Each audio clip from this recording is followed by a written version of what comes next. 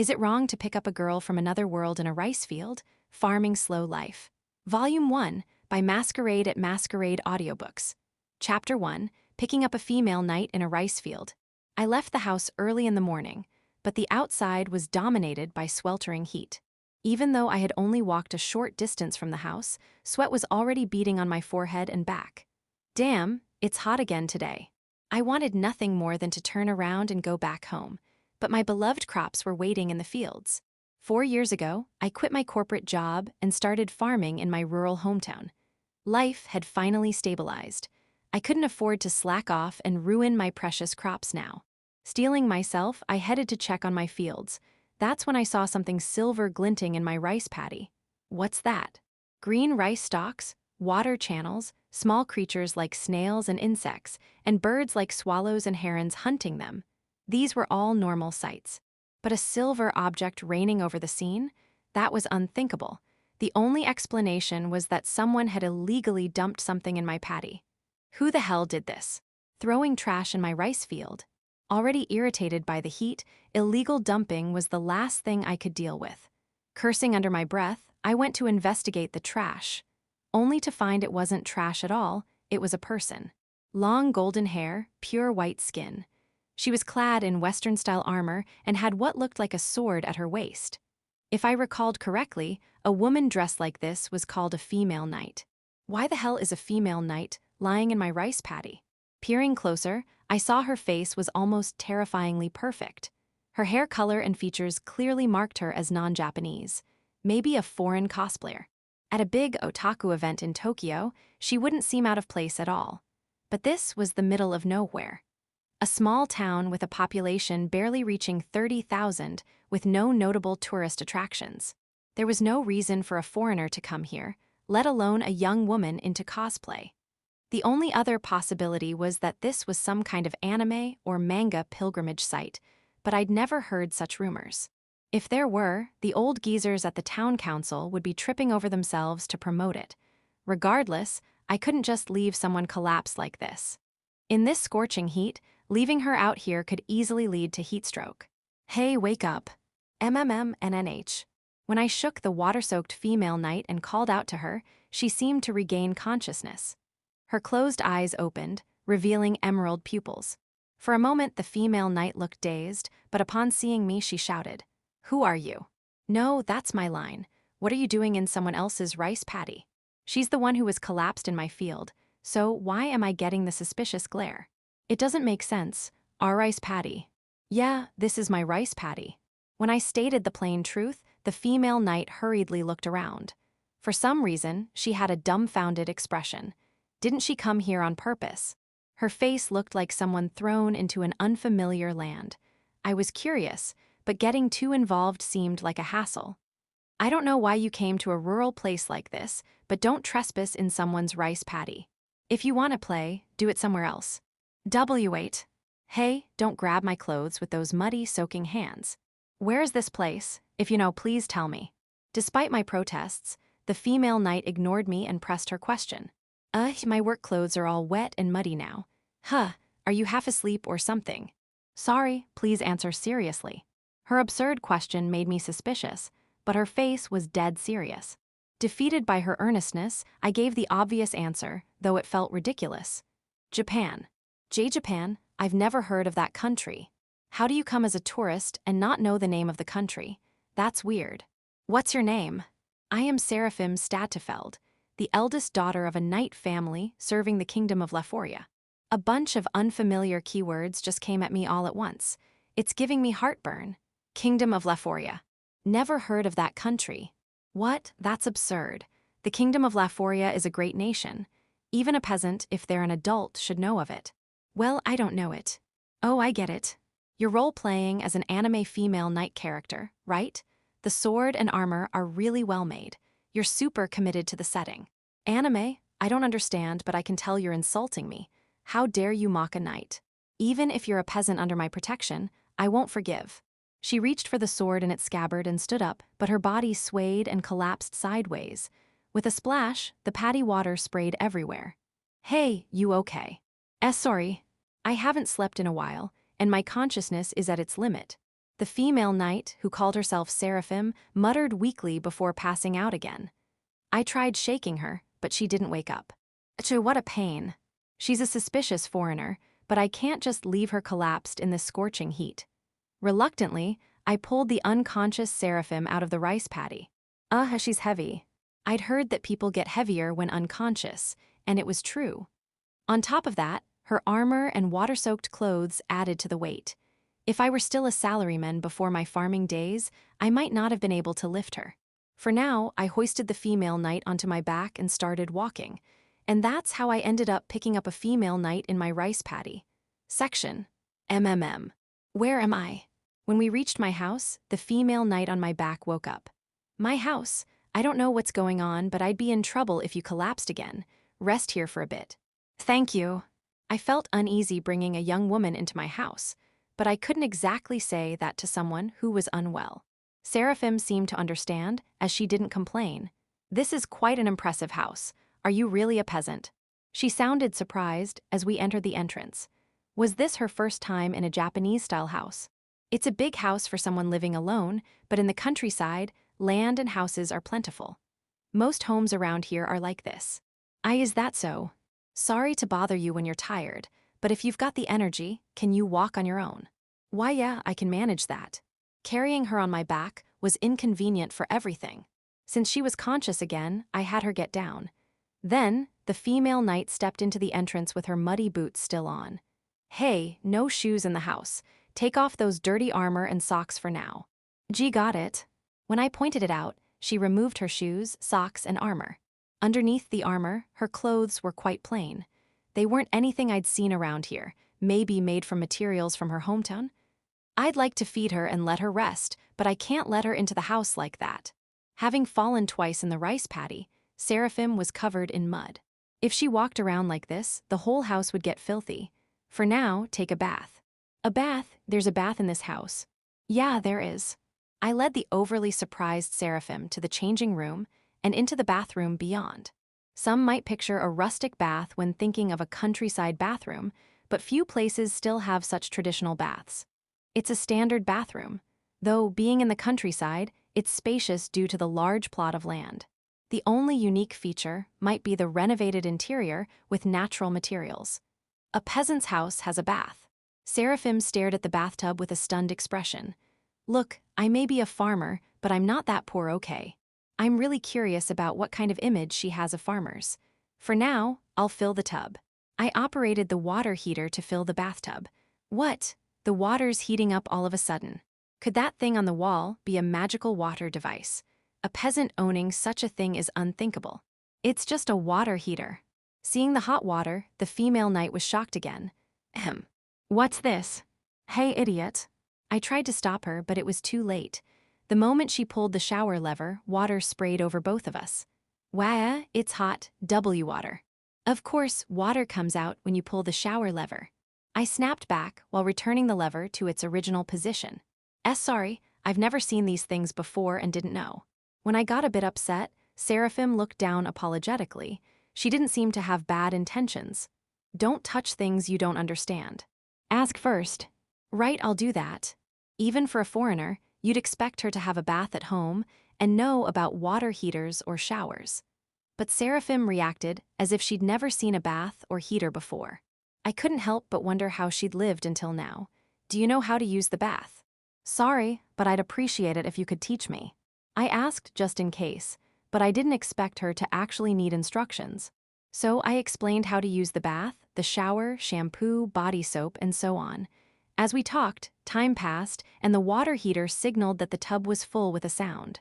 Seraphim flinched at the noise. Looks like the bath is ready. Seraphim-san, do you have a change of clothes? Just call me Sira, and I don't have any spare clothes.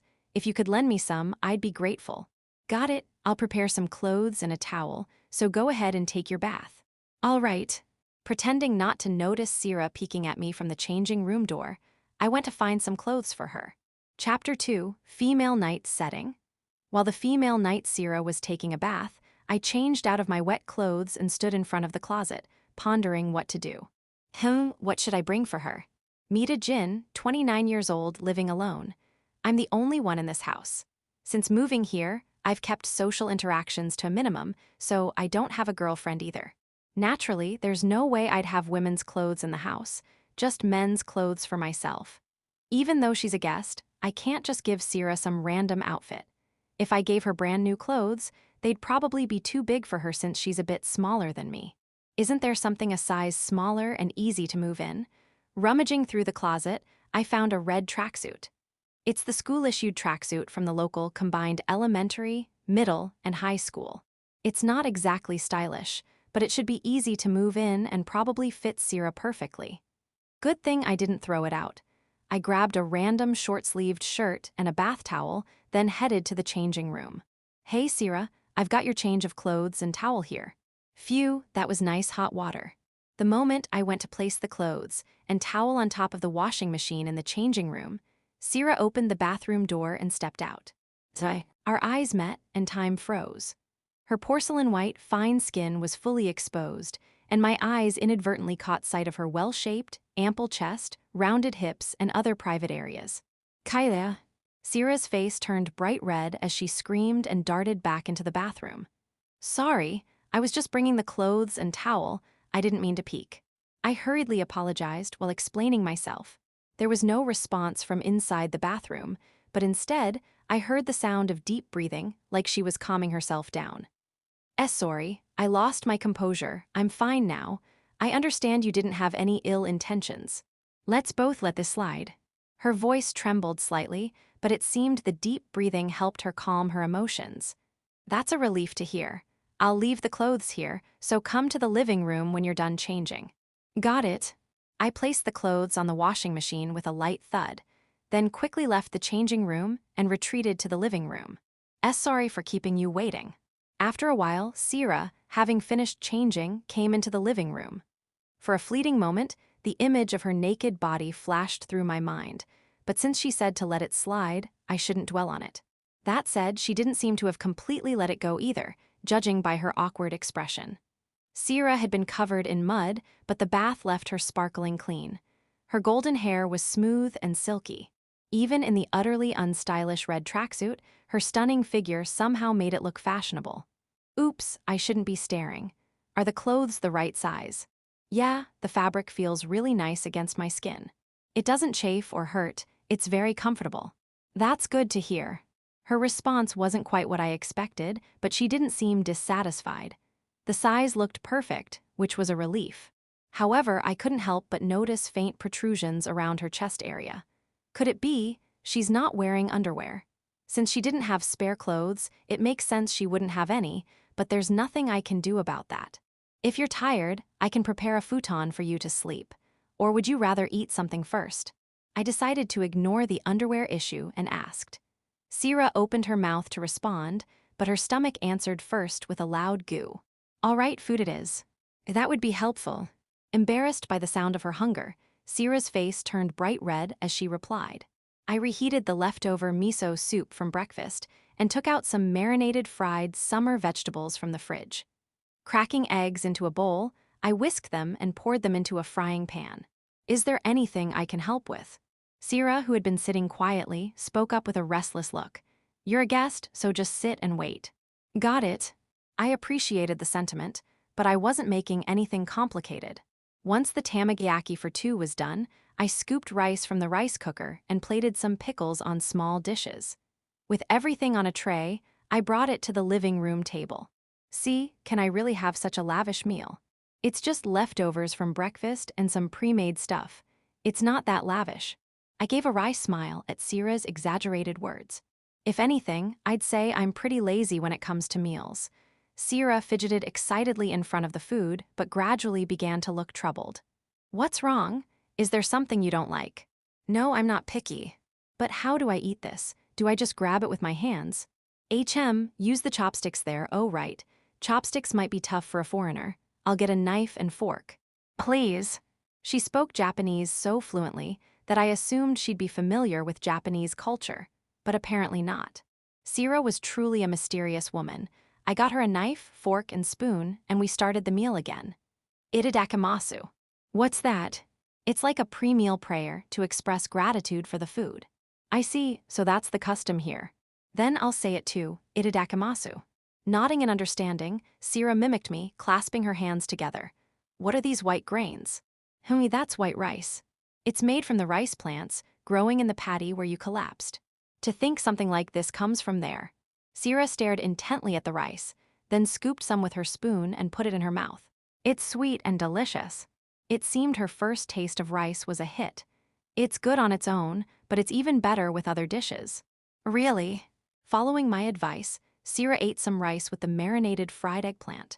Her body trembled as if to express how delicious it was. You're right, eating it with the side dish makes it even tastier. Glad you think so. I don't quite get her, but she eats with such enthusiasm. This soup dish is delicious too. It's so comforting. That's miso soup. Miso soup is delicious. Holding the miso soup bowl, Sira looked content. How many years had it been since I shared a meal with someone like this? It felt strange to have someone across from me while eating. Answering Sira's questions and nodding at her comments, we ate quickly, and soon the plates were empty. Phew, that was delicious. As Sira let out a satisfied sigh, I collected the empty dishes and soaked them in the sink. This is awfully late, but may I ask your name? Really late, huh? Well, I hadn't introduced myself either. I'm Mita-jin. Mita-jin. It felt weird hearing it said all at once without a pause. Mita is my family name, and Jin is my given name. You have a family name. Could it be, Jindono, you're a noble?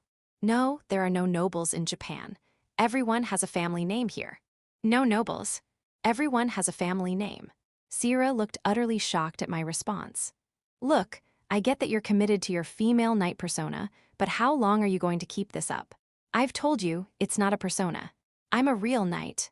She declared with conviction, but the rice grain stuck to her face completely undermined her dignity. You've got rice on your face. MPH. When I pointed it out, Sira hurriedly wiped her mouth and ate the grain. So, tell me, where exactly did you come from, Sira? All right, I'll explain properly. Straightening her posture, Sira began to recount how she ended up here. Chapter 3. Female Knight from Another World. To defeat a monster that appeared in the forest of the Siege region of the Kingdom of Laforia, Sira, a member of the Knight Order, set out on an expedition. That's right. However, there were far more monsters lurking in the forest than expected, and our unit fell apart, scattering in all directions. I fought through the night in the forest, trying to retreat, but when I came to, I was in Jindono's rice paddy. I see. That makes no sense. Nor to me. I had her repeat the story of how she got here several times, but I still couldn't understand it. It seemed Sira felt the same way. Looking at her serious tone, she didn't seem to be lying. As I said before, there's no such thing as the Kingdom of Laforia or a place called Siege around here. That's impossible. I was supposed to be in the Siege forest. Even if you say that, there's no such kingdom, and there's no Siege nearby either. It's not like this is some anime or manga world, and monsters don't even exist. How can I make her understand? For now, maybe I'll show her a map. I pulled out my smartphone from my pocket and opened a world map to show her. Here, take a look at this. What's this? It's a smartphone, an information device every modern person has. Never mind that, just look at the map on the screen. Why yes, this is a map of our world. Japan, where I live, is this small island country right here. As I explained, Sira stared intently at the map, her eyes narrowing. No, it's not there. The Kingdom of Laforia isn't there. Exactly. There's no such kingdom in history either. It's a lie. That can't be true. I need to hurry and regroup with the Knight Order and return to my country. When I stated the facts plainly, Sira stood up. With ghost-like, unsteady steps, she staggered toward the entrance and began putting on her armor and sword. Something was off about Sira. Where are you going? Back to the kingdom. I need to regroup with my comrades and request reinforcements. I'm telling you, that kingdom doesn't exist. Jindono, thank you for your help. I'll definitely repay this debt. Despite my attempts to stop her, Sira didn't listen at all and rushed out. Hey, wait, damn, she's insanely fast. I tried chasing her to stop her, but she took off at an unbelievable speed. In no time, her back disappeared from view. What's going on? That speed just now. There's no way a human could move that fast. Is she really the same kind of human as me? Her incredible physical abilities made me question it. Well, whatever. Now I can finally get back to my field work. Because of Sierra's nonsensical talk, I hadn't been able to do much fieldwork today. Part of me wanted to keep her here, but I've got a living to make. I can't keep wasting time on a stranger. Leaving the runaway Sierra behind, I decided to return to my usual fieldwork. Section. By the time I finished harvesting vegetables, delivered them to the wholesaler, and completed the drop-off, it was already completely dark. It's now 7 in the evening. I'm driving my pickup truck back home from the delivery point. Phew, work's finally done. Normally, I'd finish deliveries by late afternoon and be home by now. But this morning, I was so caught up with Sierra that it got this late. Thanks to that, I ended up causing trouble for the person in charge at the wholesaler. What a mess. Tomorrow, I'll make sure to harvest quickly and deliver by the afternoon. This business runs on trust, after all.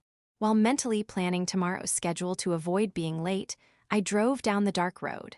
Then, I spotted someone trudging along right in the middle of the pitch-black road. Whoa! Noticing the figure in my headlights, I slammed on the brakes.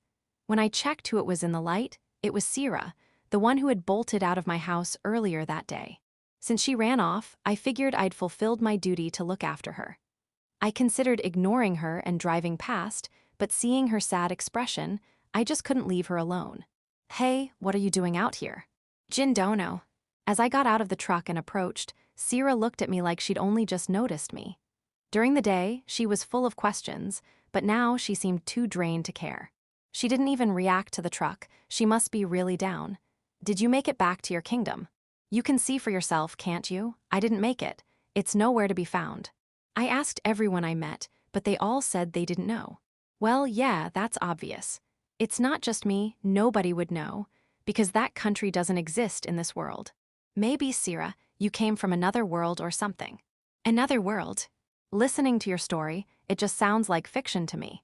It's not a lie. Sierra shouted reflexively. It was like a child desperately trying to protect their only foothold. I know you're not lying, Sierra. That's why, if what you're saying is true, the only explanation is that you came from another world. Lately, there's been a trend in online novels, manga, and such where people from other worlds end up in the modern day. Given the current situation, that's the only way I can make sense of it. If that's the case, it explains why she's so clueless about common things like water heaters, baths, and showers. She's just too ignorant about this world. Haha, another world. It sounds absurd, but maybe that's it. This place is just too different from where I was. Having wandered alone after running off, Sierra must have had her own realizations.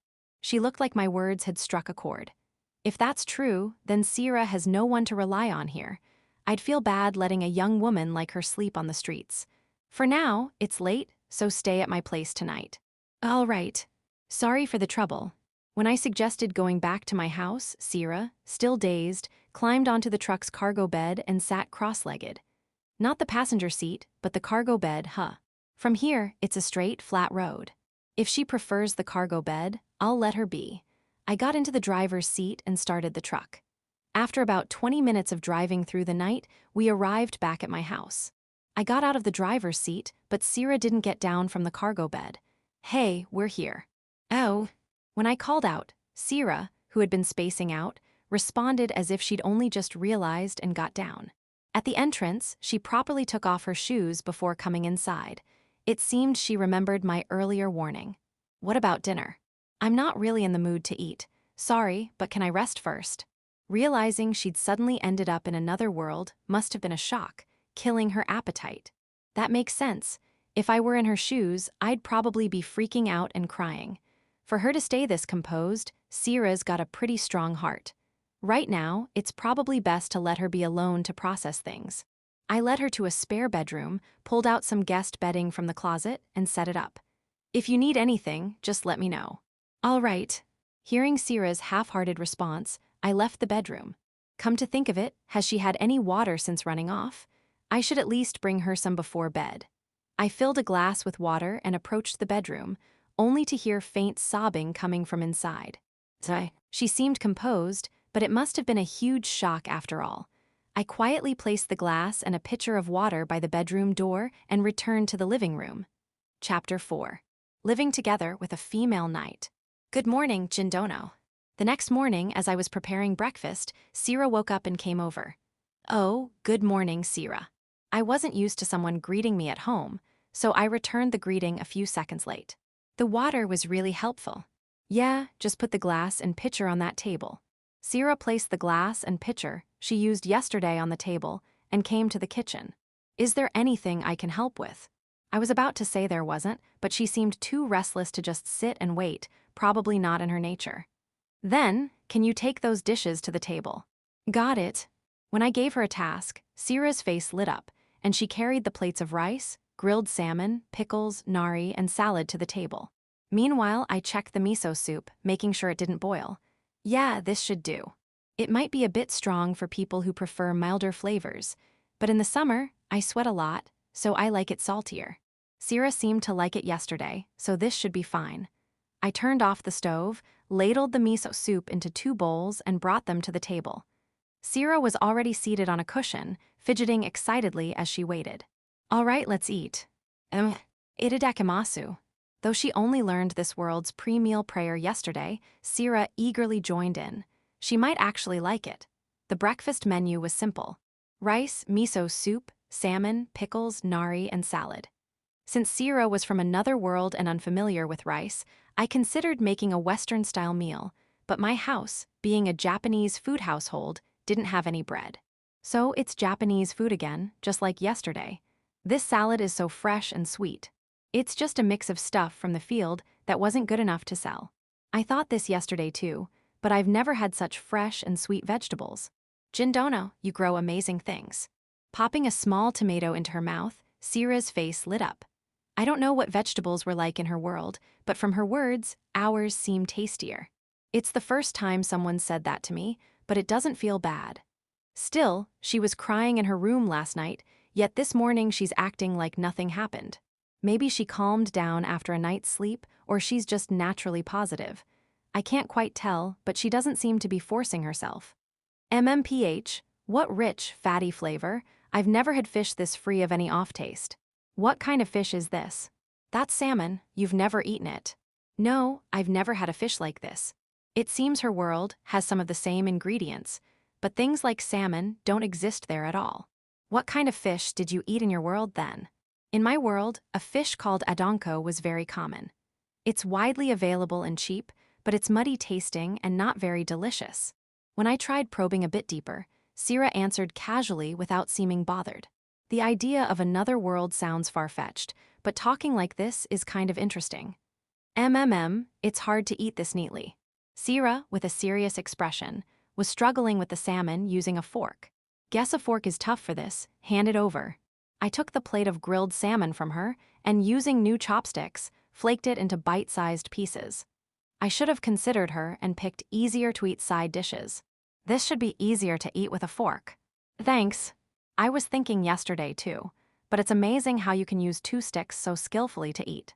Sira muttered, staring intently at my hands.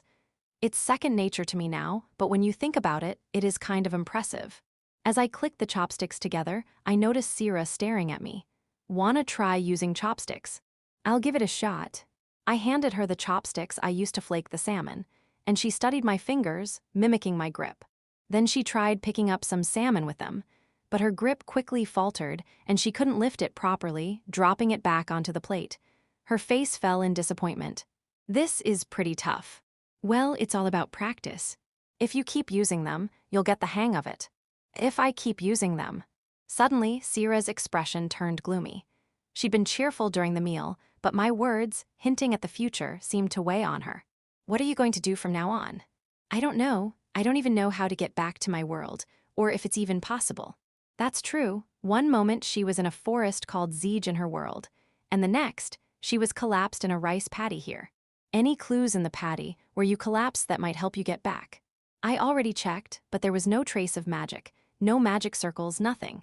So she'd already looked into it. If the only potential lead is a dead end, it's even harder to know what to do.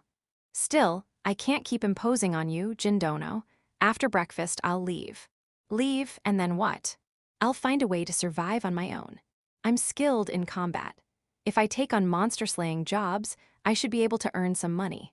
She must be confident in her abilities, answering with such assurance. Let me make this clear. There are no monsters in this world. And no monsters, teach that's absurd. Not just here, anywhere in the world. Japan's one of the safest countries out there. There's no fighting between people either, so you can't even work as a mercenary. Then how am I supposed to make a living? That's what I'm asking you. Realizing her only means of earning money was gone, Sira was genuinely panicking. She was all poised and confident a moment ago, but now she's just a flustered Sira. Even so, I'll find a way to earn money. I'm confident in physical labor. Regaining her composure, Sira clenched her fist as she spoke. With how fast she can run, physical labor might suit her. But I'm skeptical about whether an otherworldly person who knows nothing about this world could land such a job. She has no identification, no address, and no one to vouch for her. Working for a legitimate company would be impossible. The only way around that would be in the underground world. A beautiful young woman like her would likely just get taken advantage of in the city. Thanks for the meal. Well then, Jindono, thanks for everything. While I was mulling over these thoughts, Sira, having finished breakfast at some point, stood up. She took the dishes to the sink, then headed to the entrance to put on her armor. Wait. What's wrong, Jindono? If you help with the farm work, you can stay here with 3 meals a day and no rent. Really? When I hesitantly made the offer, Sira rushed toward me. I could tell she was thrilled, but her face was awfully close. Why yeah, but I can't pay you much. The farm's only just started turning a stable income. I'm not making big money, so I can't afford to pay you a lot. As long as I have a place to stay and food, that's enough for me. But Jindono, are you sure about this? Sira looked up at me, asking anxiously. As it stands, she's an otherworldly person without even an ID. She knows nothing about this world's common sense, and hiring her will clearly come with challenges. But Sira's not a bad person. Even I, someone who's distanced himself from social connections, can tell that much. I hate building complicated relationships. That's why I quit my corporate job and came back to my hometown to farm. Hiring Sira and living with her means forming a strong bond. It feels like a hassle, but it's far better than the bad aftertaste of abandoning someone in need. I've been thinking I could use an extra hand anyway. Plus, I've got spare rooms, so it's not like it's a problem.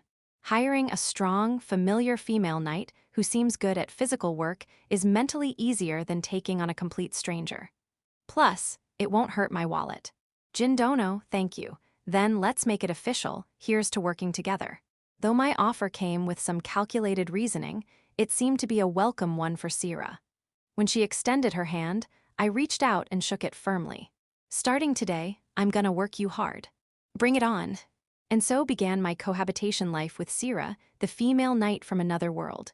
Chapter 5, Harvesting Long Eggplants. Having decided to let Sira live in my house as an employee, I got to work right away. However, Sira, who was supposed to help with the farm work, was for some reason carrying her sword. The sight of her in a red tracksuit with a sword at her waist was unmistakably bizarre. What's wrong, Jindono? Why'd you bring the sword? I just don't feel at ease without it. Is that not okay? Sira said, fondly stroking the sword's hilt. If I told her it wasn't allowed, she'd probably leave it behind, but I had a feeling she'd look heartbroken. She seems to have accepted that she can't return to her world right away, but she must still feel lonely. Well, as long as it doesn't get in the way of work, it's fine. Thank you. By the way, in Japan, there's something called the Firearms and Swords Control Law. It's illegal to carry a blade longer than 6 centimeters without a legitimate reason, like work. What? But what if a monster attacks? I told you, there are no monsters in this world. Oh, right.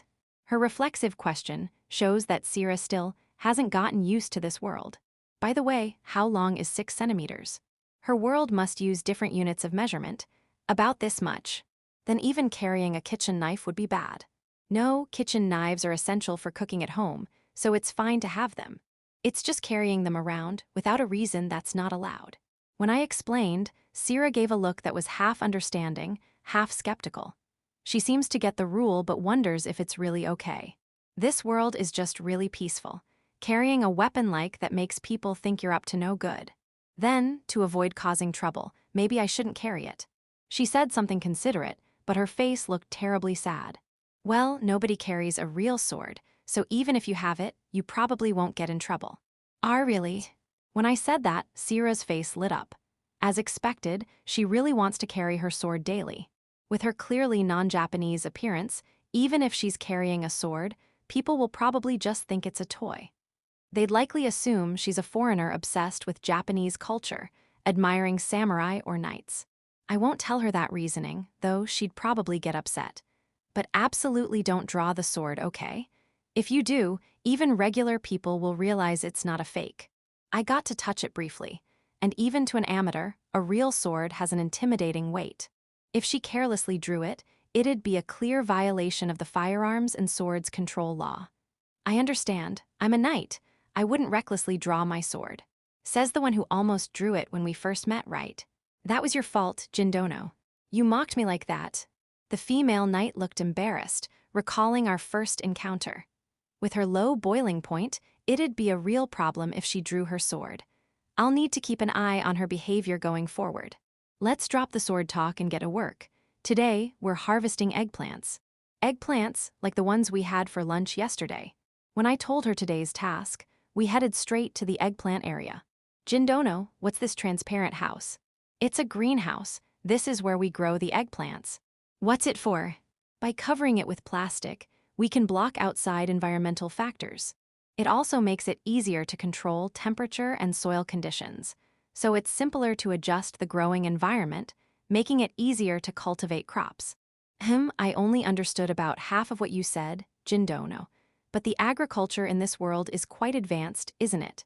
From what I've heard, Sira's world is at a medieval European level of civilization, with magic developed as well.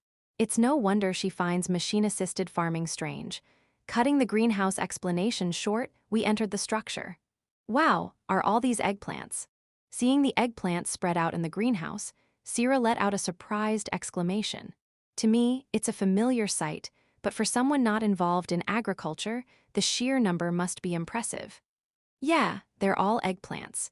These are a variety called long eggplants, about 10 centimeters longer than regular ones. The big ones can grow to 30 or 40 centimeters. The flesh is soft, and they're especially delicious grilled or stewed. As I explained, I noticed Sira staring at me intently. What's up? Nothing. I just thought you get really talkative and lively when it comes to vegetables, Jindono. Do I? I wasn't aware of it, but if she says so, it must be true. This was the first time I'd talked about farming outside of work, and maybe I was craving that kind of conversation. You should have that softer expression more often. Is she saying I usually have a grumpy face?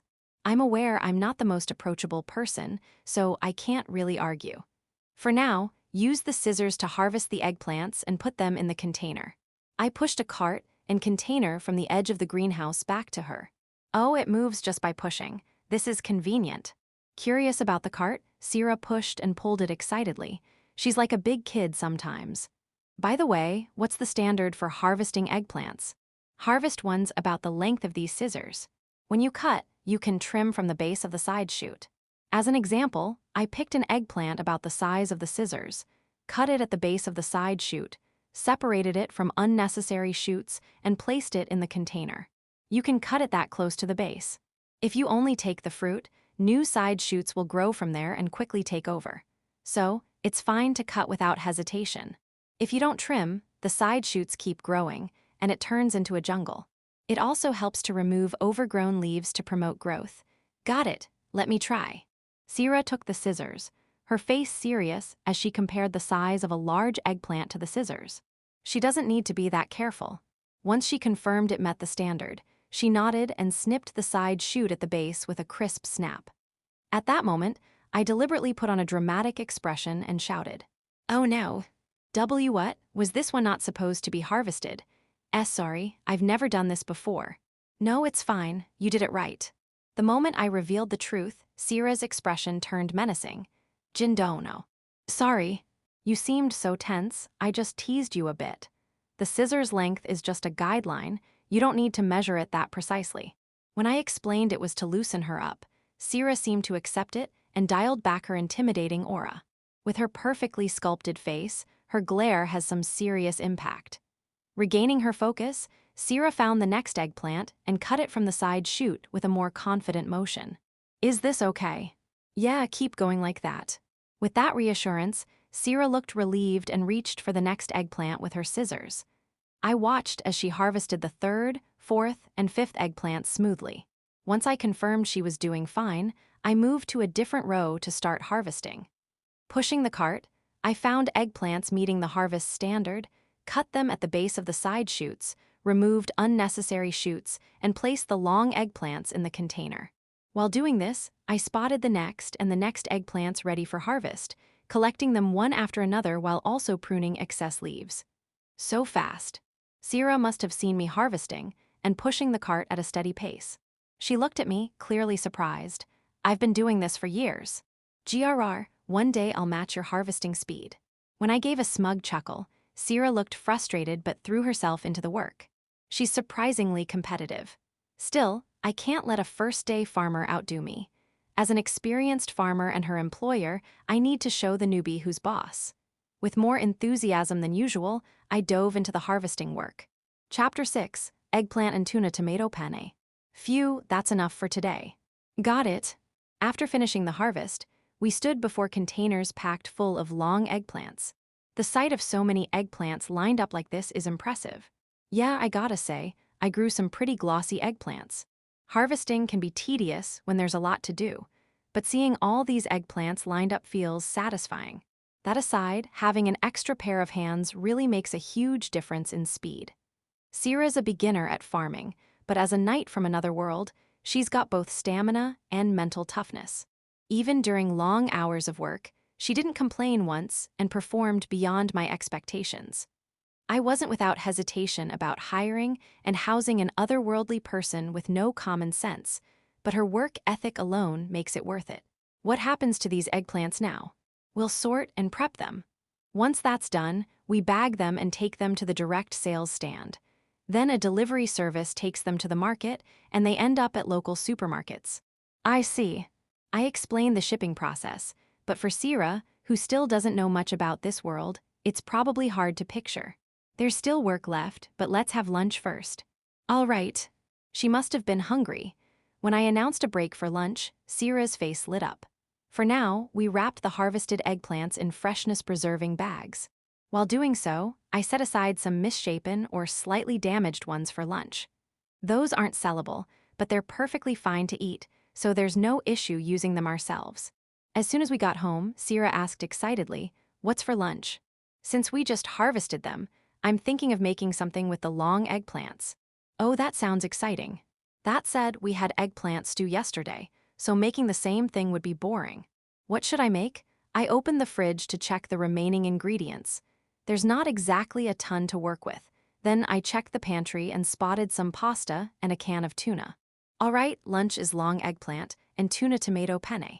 It's a basic dish using leftover ingredients from the fridge, and it's easy to make. This'll do. Can I help with anything? As I gathered ingredients, Sierra asked, looking restless. You've been saying that since yesterday. I just can't stand sitting around doing nothing. Let me help with something. All right then. Remove the stems from the eggplants and peel 4 strips of skin with the peeler. A peeler. When I handed her the peeler, Sierra looked puzzled. It seems her world doesn't have this tool. You hold the blade like this and pull downward to peel the skin. Oh, this is convenient. After I showed her how, she grasped the concept and quickly started peeling on her own. While she did that, I took the tuna out of the can and set a frying pan on the stove. I thought this yesterday too, but you're pretty good at cooking for a guy, Jindono. Well, I've been living alone for a long time. In your world, don't men cook? Of course some do, but it's usually left to women. There was a stigma that men, aside from professional chefs, standing in the kitchen was unmanly. That's like something out of early Showa Japan. Saying that nowadays would definitely get you backlash. Jindono, what do I do with the peeled eggplants? Oh, cut them into large diagonal slices. Diagonal slices? Is that a cutting style they don't have in her world? No, it's probably just a different name. Diagonal slicing means cutting the ingredient at an angle like this. When I sliced with a knife to demonstrate, Sierra nodded in understanding. When I handed her the knife, she gripped it tightly. Whoa, hold on. What? What's with that grip? Holding it like that is just asking for trouble. MMPH, sorry, how do I hold it properly? Her question made me realize I'd overlooked something. Don't tell me you've never cooked before. It's embarrassing, but as a member of a knight family, I've been training with swords and horseback riding since childhood. I've never had any experience with this. You should have said that sooner. No wonder her movements in the kitchen and her knife grip were so awkward. Sorry, I thought if I admitted I had no experience, you'd kick me out of the kitchen. I've always wanted to try cooking. She looked like a scolded child. If you were just a guest, I might have done that, but you're living here for a while. You need to learn to cook at least a little. I'll teach you everything, so if you don't know or can't do something, just say so. Thank you, Jindono. I'll do that from now on. With that, Sira flashed a bright smile. For now, I taught her how to hold a knife and cut ingredients. She started slicing diagonally with the correct form, though slowly. Her left hand's movements were a bit shaky. Maybe I should get her a ceramic knife next time. Once the eggplants were done, I poured olive oil into the frying pan and added Sira's diagonally sliced eggplants. The slices were a bit uneven, but since it's diagonal, it doesn't matter much. Can you fill that pot with water? Why, yes, if I lift this lever, water comes out, right? Even though she didn't know about faucets, Sira had seen me use it a few times and figured out how to get water. She cautiously lifted the lever and stopped it at the right amount. Done. Good job. I'm a bit annoyed she's so smug about it, but since she successfully used something new for the first time, I'll praise her. It's like having a dog. Next, light the stove. With the pot of water on the stove, I gave her another task. Like the faucet, she'll get used to it with practice. The fire-making tool, right? I think I turned this knob to the right. Is that correct? Yep. When I nodded, Sira turned the knob to the right. With a whoosh, the flame ignited. It's lit. Good job. Now move the lever above the knob to the right. Oh, the flame got stronger. Adjusting that controls the heat, so remember it. To think you can get water or fire with such simple actions. The tools in your world are really convenient, Jindono. Sira stared at the flame, clearly impressed.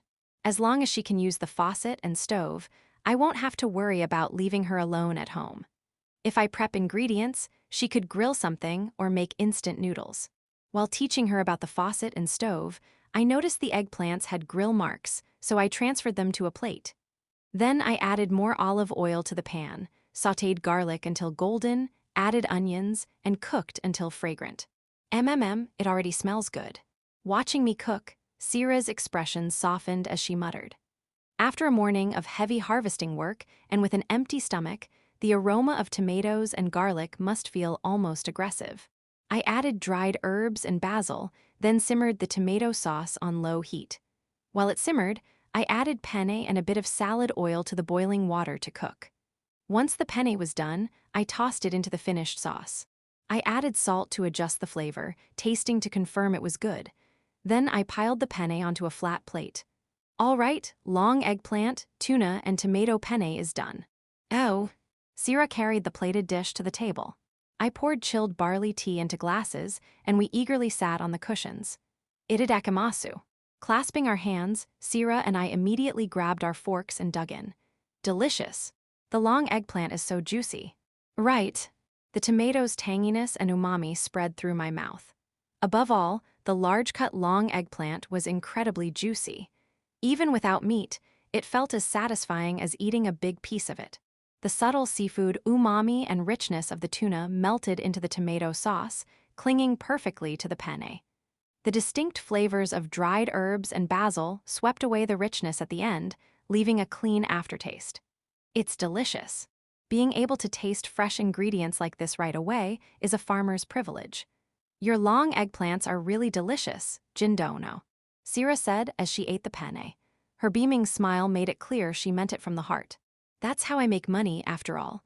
Otherwise, there's no point. There's no value in something anyone can make. It's worth something because people pay for its deliciousness. That's what farming is about. Still, as a farmer, hearing that made me genuinely happy. Even when my vegetables are displayed at markets or supermarkets, I don't get direct feedback. Having someone eat my food in front of me and call it delicious is probably a kind of happiness. Thanks for the meal. While I was lost in such thoughts, Sira's plate was already completely empty. You finished eating fast. Your cooking is delicious, Jindono. There was a decent amount of food, but she polished it off in no time. It seems our female knight is quite the hearty eater too. Chapter 7, Shipping Eggplants. After finishing lunch, we moved on to sorting and prepping the long eggplants. To do that, we needed to move the containers filled with eggplants, which is quite a heavy task. Each container weighs over 10 kilograms. Carrying multiple containers with a body already tired from harvesting is no small feat. Jindono, do I just move these? Yeah, we'll work at that table over there. They're pretty heavy, so don't overdo it. I started to warn her, but Sira stacked 6 containers and lifted them effortlessly. Huh. I could only stare in shock as Sira, with her slender frame, casually carried the containers. Even if each one is 10 kilograms, that's 60 kilograms total.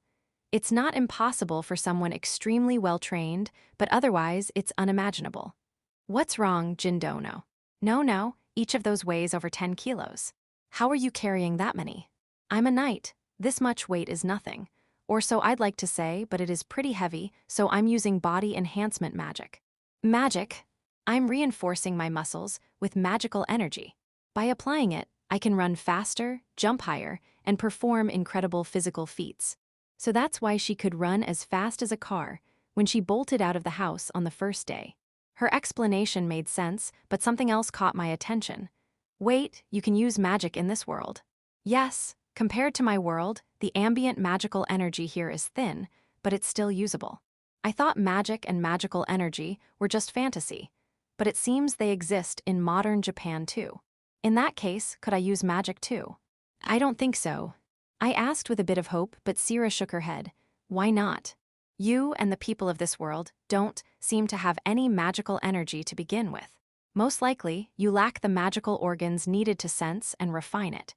Even if magical energy exists, without those organs, there's nothing you can do. It's like having energy, but no engine to use it. It seems magical energy is just a useless thing for Earthlings. That's harsh, but even if you had magical organs, it'd be tough to learn at your age, Jindono. Magic training takes years, starting from childhood. Makes sense. Sira said she spent so much time training with swords and magic that she didn't even have time to cook. It'd be hard for someone like me, with no aptitude, to pick up such a specialized skill quickly. Even if I managed, I'd probably be an old man by then.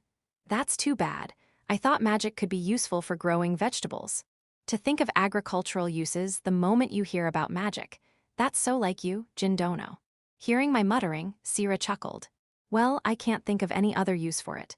Hey, can't you use magic to grow vegetables or something? Couldn't magical energy promote plant growth? If I could, I'd have offered already. Unfortunately, magic isn't as convenient as you think. Looks like there's no such handy magic. Well, if it existed, it might take half the fun out of farming, so maybe it's fine. Still, it would have been amazing to control growth with magic. I wouldn't have to rush harvesting in such short periods. Grumbling like a typical farmer in my head, I brought the containers to the work table. Normally, this would have taken multiple trips of heavy labor, but thanks to Sira, it was done in just 2. This'll make loading easier too. What's the sorting process like? You wipe off dirt and sort them by size. While doing that, check for scratches or misshapen ones. What do we do with scratched or misshapen ones? Slightly misshapen ones can be sold at a discount, but badly damaged ones are no good. You either cut off the bad parts to eat at home or throw them out. This long eggplant, for example, is no good. Just that scratch makes it unsellable. To me, it's clearly unusable, but it seems within Sira's acceptable range. We have to deliver delicious and safe products to customers. We can't hand over anything that might compromise safety, even slightly. I see, putting customer safety first. You're thorough, Jindono. Sira looked at me with admiration.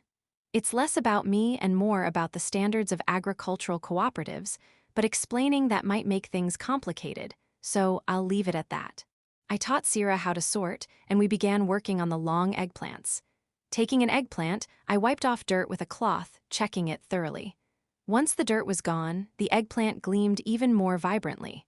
A cleaned eggplant shines like a gem. You've got a calm expression, Jindono.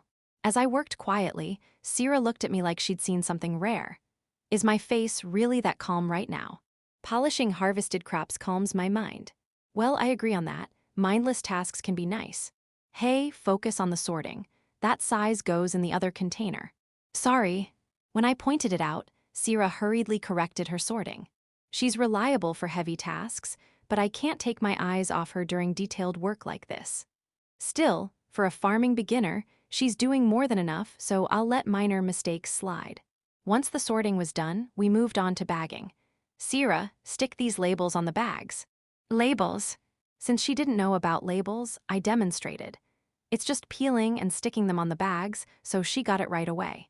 Like this. Yeah, that's good, keep going. This is kind of fun. Sierra gleefully stuck labels on, looking like a kid discovering the joy of stickers. Glancing at her enthusiasm, I filled the labeled bags with eggplants. Ahem. I'm out of labels. Labeling's done, help with bagging.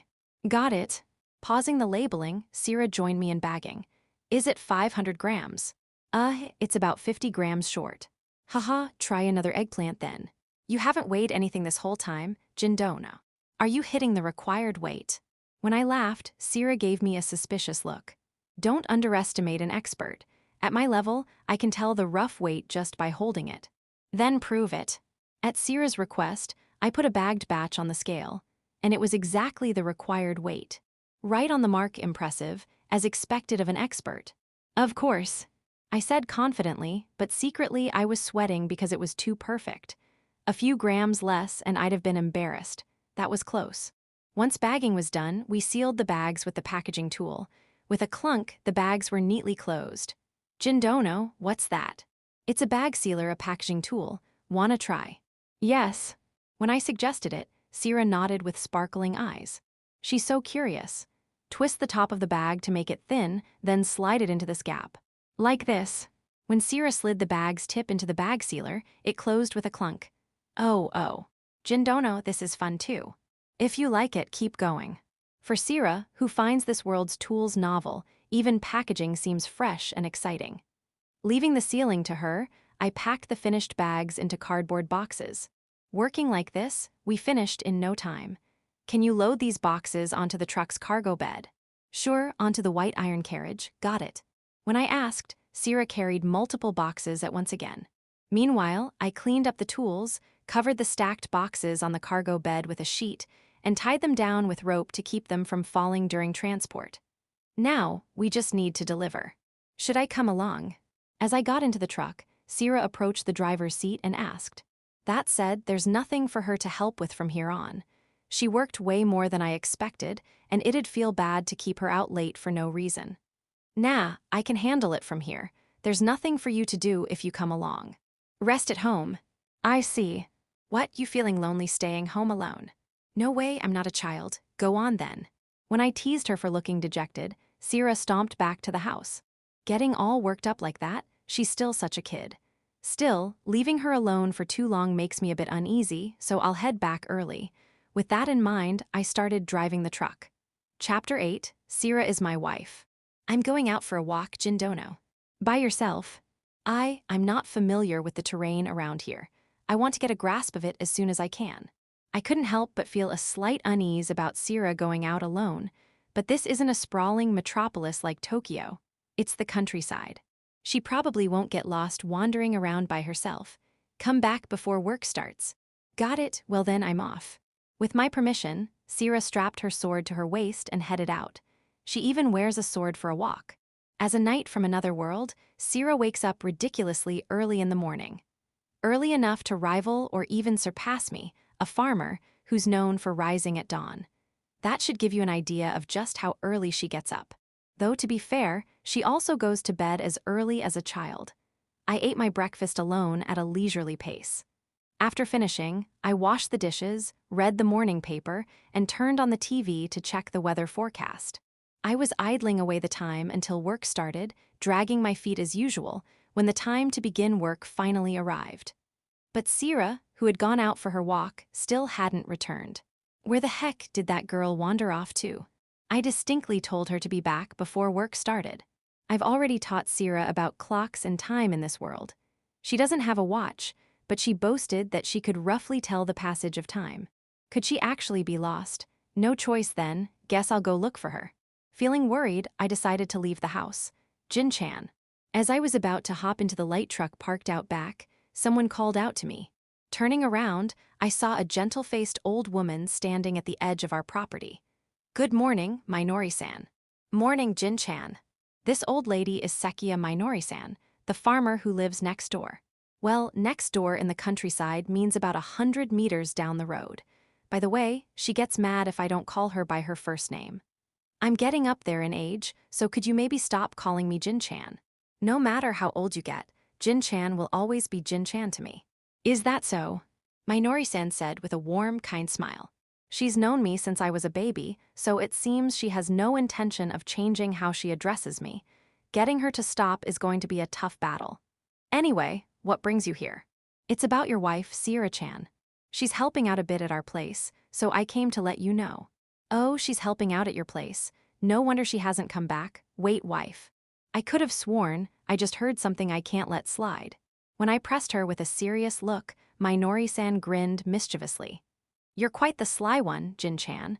When did you go and get yourself such a beautiful wife? No, Sierra isn't my wife. Sierra is just a live-in worker at our place. She's definitely not my wife. No need to hide it. Sierra-chan said so herself. Hi. I thought Minori-san was just jumping to conclusions, but apparently, Sierra herself has been claiming as much. How on earth did things end up like this? I'm completely lost. Can I go check on her? Sure, go right ahead. To get to the bottom of this, I decided to follow Minori-san to her house. After walking about 100 meters, we arrived at a large, old-fashioned house, even bigger and more traditional than ours. And there, on the roof, was Sierra, wielding a rubber mallet and tapping away at the tiles. Hey. Oh, Jin Dono. My apologies. Minori Dono asked me to help fix the roof. I was actually going to ask you to do it, Jin-chan, but Sierra-chan offered to help, so I left it to her. I see. So that's how Sierra, who went out for a walk, ended up helping out. With her strong sense of justice as a knight, she probably couldn't ignore an elderly person in need. Roof repairs would indeed be tough work for the elderly Sekiya couple. Their house has an old-style tiled roof, with tiles laid on clay without nails. Over time, the tiles can slip or shift out of place. But how are you managing to repair a tiled roof? Sierra looked surprisingly competent, skillfully adjusting the tiles with the rubber mallet. I can't imagine her world had Japanese-style tiled roofs. Shidru Dono taught me how. Man, I was shocked. Such a young, beautiful girl, and she's so good at this. Shidru-san, Minori-san's husband, laughed heartily from below. I was trained as a combat engineer as well. I'm quite skilled at this kind of work. Sierra puffed out her chest, speaking with a hint of pride. Apparently, this battle-hardened female knight is also adept at civil engineering tasks. Talk about overqualified, combat engineer. Oh, never mind. Noticing Minori-san and Shidru-san tilting their heads in unison, Sierra hurriedly returned to her work. I'm the only one who knows she's from another world, so of course they wouldn't get it. I climbed the ladder propped against the house and approached Sierra. Hey, Sierra. Minori-san told me you're going around saying you're my wife. What's that about? The moment I asked directly, Sierra struck the tile hard. Probably flustered, she hit it with way too much force, and it felt like the tile shifted dramatically. Is that okay? WWL, it's, how do I put it? It just kinda happened. What kind of happening leads to being labeled my wife? When I was trying to explain our relationship, I got stuck. Minori Dono asked if I was your wife, and I just nodded. No, even if you were stuck, wife, really. Then what should I have said? Minori Dono and Shidru Dono have known you since you were a child, haven't they? I couldn't just lie poorly. Well, when you put it like that. A knight from another world, with nowhere to go, so she's working and living at my place. There's no way I could say that. Even if I did, no one would believe it. And with no knowledge of my past or social connections, she couldn't make up a careless excuse either. I guess it's not surprising she just nodded when asked. Saying you're an employee now probably wouldn't convince anyone. Looking down at the Sekiya couple, who were grinning up at us, it's clear they're thoroughly enjoying this. They know my entire family history, so claiming she's a distant relative wouldn't work either. Is it really that bad for you if people think I'm your wife, Jin Dono? No, it's not about it being bad or anything. But what about you? You're okay with everyone thinking you're my wife? I understand it's better not to let people know I'm from another world. But I couldn't come up with a good excuse for living at your house while hiding that. Yeah, I guess that's true. If being known as your wife means I can be accepted without causing you trouble, I don't see any issue with it. When she puts it like that, it doesn't sound like a bad idea. The countryside can be both welcoming and wary of outsiders. Rather than giving a flimsy excuse and being seen as a suspicious foreigner, saying she's my wife and diving right in might actually make it easier for the locals to accept her.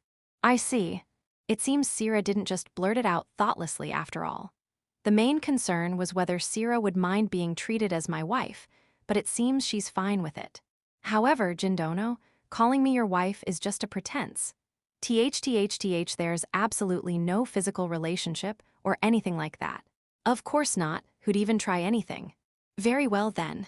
I'll trust in your rationality and conscience, Jindono. Sierra being my wife is purely a cover to help her blend in here. Taking advantage of that pretense to make advances would be utterly unthinkable. It's not something a man should do. Perhaps understanding my thoughts, Sierra said no more and resumed her work. Section. All right, that should do it. After securing the tiles with plaster to prevent them from slipping, the temporary roof repair was complete. Shidrudono, I'm done. Oh, thank you, that's a huge help. Though this is just a temporary fix, you know. You really should call a professional to get it properly repaired soon. Yeah, I'll think about it. That's what I said, but Shidru-sen just smiled and gave a vague reply. He's probably thinking he can just ask us again next time. I've been saying this every year, but they've never once called a professional. You too, I've prepared some cold green tea and snacks. As we finished the repairs and were putting away the tools, Minori-san came to the veranda with a tray. It's their way of saying thanks, I suppose. My throat was parched, so I decided to gratefully accept. After thoroughly washing our hands, Sierra and I sat on the veranda. What are these foods? This is yakin. It's made by grinding red beans, adding sugar and agar, then steaming and hardening it. I see. Sierra nodded thoughtfully at Shidru-san's explanation. She probably doesn't even know what red beans are, so I doubt she fully gets it. Well then, let's eat. Go ahead. Cutting a small piece of yakin with a spoon, I brought it to my mouth. The rich, heavy sweetness of the red beans hit me all at once. This is delicious. It's pretty good stuff, isn't it? When I expressed my surprise, Minori-san said with a smile. No wonder it tastes so good. I thought yakin would be softer, more like jelly and milder in flavor, but this was far richer than I expected. Soft yakin isn't bad, but I prefer this kind of dense, substantial taste. After a bite, I sipped the cold green tea, which tempered the sweetness. The yakin's sweetness and the tea's coolness felt incredibly refreshing to my body after sweating from the work. As I ate the yakin, I noticed Sierra had gone quiet. Curious, I glanced at her and saw her face completely relaxed. Jindon. What? This yakin is incredibly delicious. Is that so? In my world, sweets were always loaded with sugar, so much that one bite was enough. But this yakin, with its refined sweetness and flavor, I could eat it forever. It's less about the yakin itself, and more that she's taken a liking to the sweets of this world. Come to think of it, even here, old-fashioned sweets used to be like solidified sugar. If all she's ever had were sweets that made you feel done after one bite, the sweets here must seem like pure luxury. My. Seeing you enjoy it so much makes me happy to have served it. Would you like another piece? Is that all right, Minori Dono? I've got some Mizu Manju too. Want to try those? I don't know what they are, but I'd love to. Minori-san and Shidru-san kept bringing out more Japanese sweets. They're probably having fun feeding her because of Sierra's genuine reactions. By the way, Jin-chan, you've got yourself a fine wife, haven't you? Really? She's so honest and sweet, not like young folks these days. At Minori-san and Shidru-san's words, I nearly spat out my green tea. Even though it's just an excuse for living together, being told I got a wife still catches me off guard.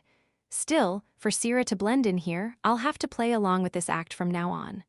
Well, yeah. She's almost too good a wife for someone like me. As I said that, Sierra, who was eating yakin, turned bright red. Hey, you're the one who said this was the most natural cover, so don't get embarrassed now. Where did you find such an adorable girl? Come on, tell us about it. Seeing Sierra's honest reaction, Shidru-san and Minori-san pressed for details. It's obvious from their expressions they're enjoying this. Having Sira pose as my wife is a good way for her to fit in while hiding that she's from another world. But thinking about how they'll keep teasing us like this, I couldn't help but wonder if there wasn't a better plan, and a pang of regret crept in. Chapter 9, could it be no bra? All right, that's enough for the morning's work. We'll pick it up again in the evening. Huh, you don't work in the afternoon? As we wrapped up the morning's tasks and returned to the house, Sira tilted her head and asked, "It's too hot to work in the middle of the day, it's dangerous." Even in the countryside, the temperature in the peak of summer afternoons climbs to terrifying levels. It's safer and more efficient to work when the temperature drops rather than laboring under the scorching sun. Of course, that's only if there's room in the schedule. If there's no leeway, you've got no choice but to work in the heat. Thanks to your help, Sira, the work's going smoothly. You can take it easy until the evening when it cools down. Is that so? At that, Sira's face softened with a hint of delight as she began wiping her sweat with a towel. I did the same, wiping my sweat with a towel and heading to grab some barley tea from the fridge, when I heard the sound of the front door sliding open with a rattle. Turning around, I saw Sira still in the living room. It's not me. So it seems. Sira herself looked surprised by the sudden sound of the door opening. That meant someone had opened it and walked in uninvited. Curious, I headed to the entrance and found a guy with black hair, half-dyed blonde standing there. He had earrings, a breezy dress shirt, shorts, and sandals, a perfect summer look. The guy, who had a stern expression, broke into a friendly grin when he saw me. Yo, Jin. What the Kaido? This guy, dressed like some countryside delinquent, was Oba Kaido, a friend I've known since childhood. A classic childhood friend, you could say. We didn't keep in touch when he was working in the city, but since he moved back here, we've been hanging out now and then. So, what are you here for? I came to see this rumored foreign wife of yours. She's supposed to be drop-dead gorgeous, right? When I asked his business, Kaido answered with excitement, "How do you even know about that?" Minori-san told me. That was literally yesterday. Even for a small town where news spreads fast, that's way too quick. I was shocked enough that you, the guy barreling down the lifelong bachelor road, got married. And to a stunning blonde foreigner, no less. Of course everyone's gonna talk about it. It's too juicy not to spread. From the sound of it, this guy's probably one of the main culprits fanning the gossip. Jindono, a guest. As I mentally prepared to give Kaido a good thrashing, Sira poked her head out from the living room. Yeah, this is my friend, Oba Kaido. Oh, a friend of Jindono. Greetings, I'm Seraphim. It's a bit long, so feel free to call me Sira. Hearing Sira's introduction, Kaido froze with a dumbfounded look. Kaido dono. When no response came after a moment, Sira looked puzzled. About 10 seconds later, Kaido snapped out of it and pointed at Sira. This is Jin's wife. Well, yeah. Hearing it said again made me a bit embarrassed, but since that's the story, I couldn't dodge it. Nobody told me she was this gorgeous. What the hell, man? I'm jealous. Where'd you even find her? I picked her up in a rice field. Huh, don't mess with me. If you could harvest a girl this cute, I'd be farming with a smile on my face. I was just stating the truth, but he thought I was joking and flew into a rage. As a fellow bachelor, Kaido probably feels betrayed. Sorry, man. You're usually the one egging me on, so what's with this kindness? Don't hit me with that sincere crap, it just makes me feel more pathetic. If Sira were actually my wife, I'd have teased Kaido to no end. But since it's just a pretense and not a real marriage, I went with a neutral response out of a bit of guilt. Seems like Kaido misunderstood that as pity. Hey, big bro. I'm not exactly thrilled about being stuck with shop duty. As I was figuring out how to calm Kaido down, another person walked through the open door. Jindono, who's this? Kaido's little sister, Kaho. The woman with light brown hair, slightly curled at the ends and looking surprisingly stylish for the countryside, was Oba Kaho, Kaido's younger sister. Apparently, she came to drag her brother back after he ditched work to come here. Sorry, my brother's causing trouble. Whoa, this is Jinsan's wife. She's insanely pretty. The moment she saw Sira, Kaho's eyes lit up with surprise. From her reaction, it seemed Kaho had also heard about Sira and was curious about her. I'm Seraphim, just call me Sira. I'm Kaho, Kaido's sister. Nice to meet you. Despite the chaotic situation, the introduction with Kaho went smoothly. Come on, big bro, get back to the shop already. No way, I've got a mission to bond with Sira-san. It's your shop, isn't it?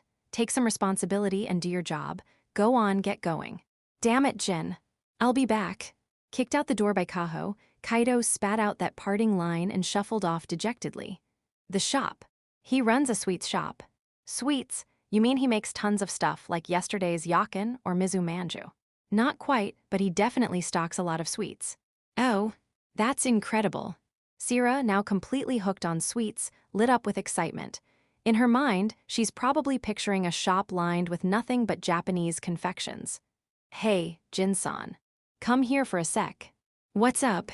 Called over by Kaho, who had an unusually serious look, I approached cautiously.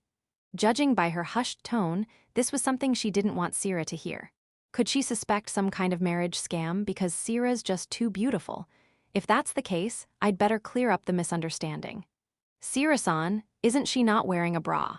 Kaho's completely unexpected observation hit me like a bolt from the blue, making my body tense. Fresh from field work, Sira was wearing my old tracksuit. At her chest, soft curves were pushing up the fabric, boldly declaring their presence. No bra? Yeah. The moment I admitted I'd noticed, Kaho's gaze turned ice cold. You noticed and just let it slide. What, are you into that kind of kinky play? No way, it's just, there are some complicated reasons we haven't gotten her one yet. I know we need to get it sorted soon, but I couldn't figure out how to bring it up. She's not used to Japan, and I can't just send her shopping alone. Faced with a wild misunderstanding, I desperately explained. I absolutely didn't want to be labeled a pervert who forces his wife to go braless. It's definitely not like I ignored it out of some shady motives. Fair enough. You could just go with her. Oh, but shopping for underwear would be embarrassing, right? You're hopeless with this stuff, Jin-san. After my earnest explanation, Kaho's gaze gradually softened. As Kaido's little sister and another childhood friend, she's known me long enough to realize I'm not that kind of creep. Thank goodness. All right then. I'll go shopping with Sira-san. Really? That's a huge help. In return, though, I've got some clothes I've been eyeing. Kaho tilted her head, giving me an upward glance. She knows exactly which angle makes her look cute. Talk about calculated.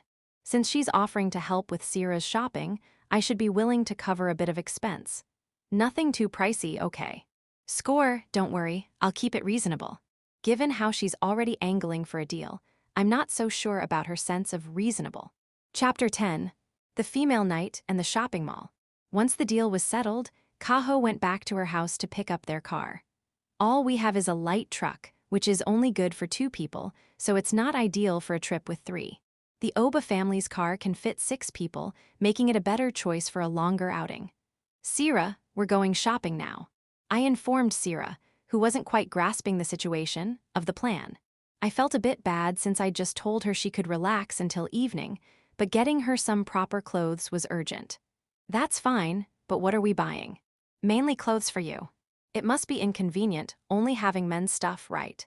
Jindono's clothes are quite well made, so I don't mind this at all. Sira answered while rubbing the tracksuit fabric.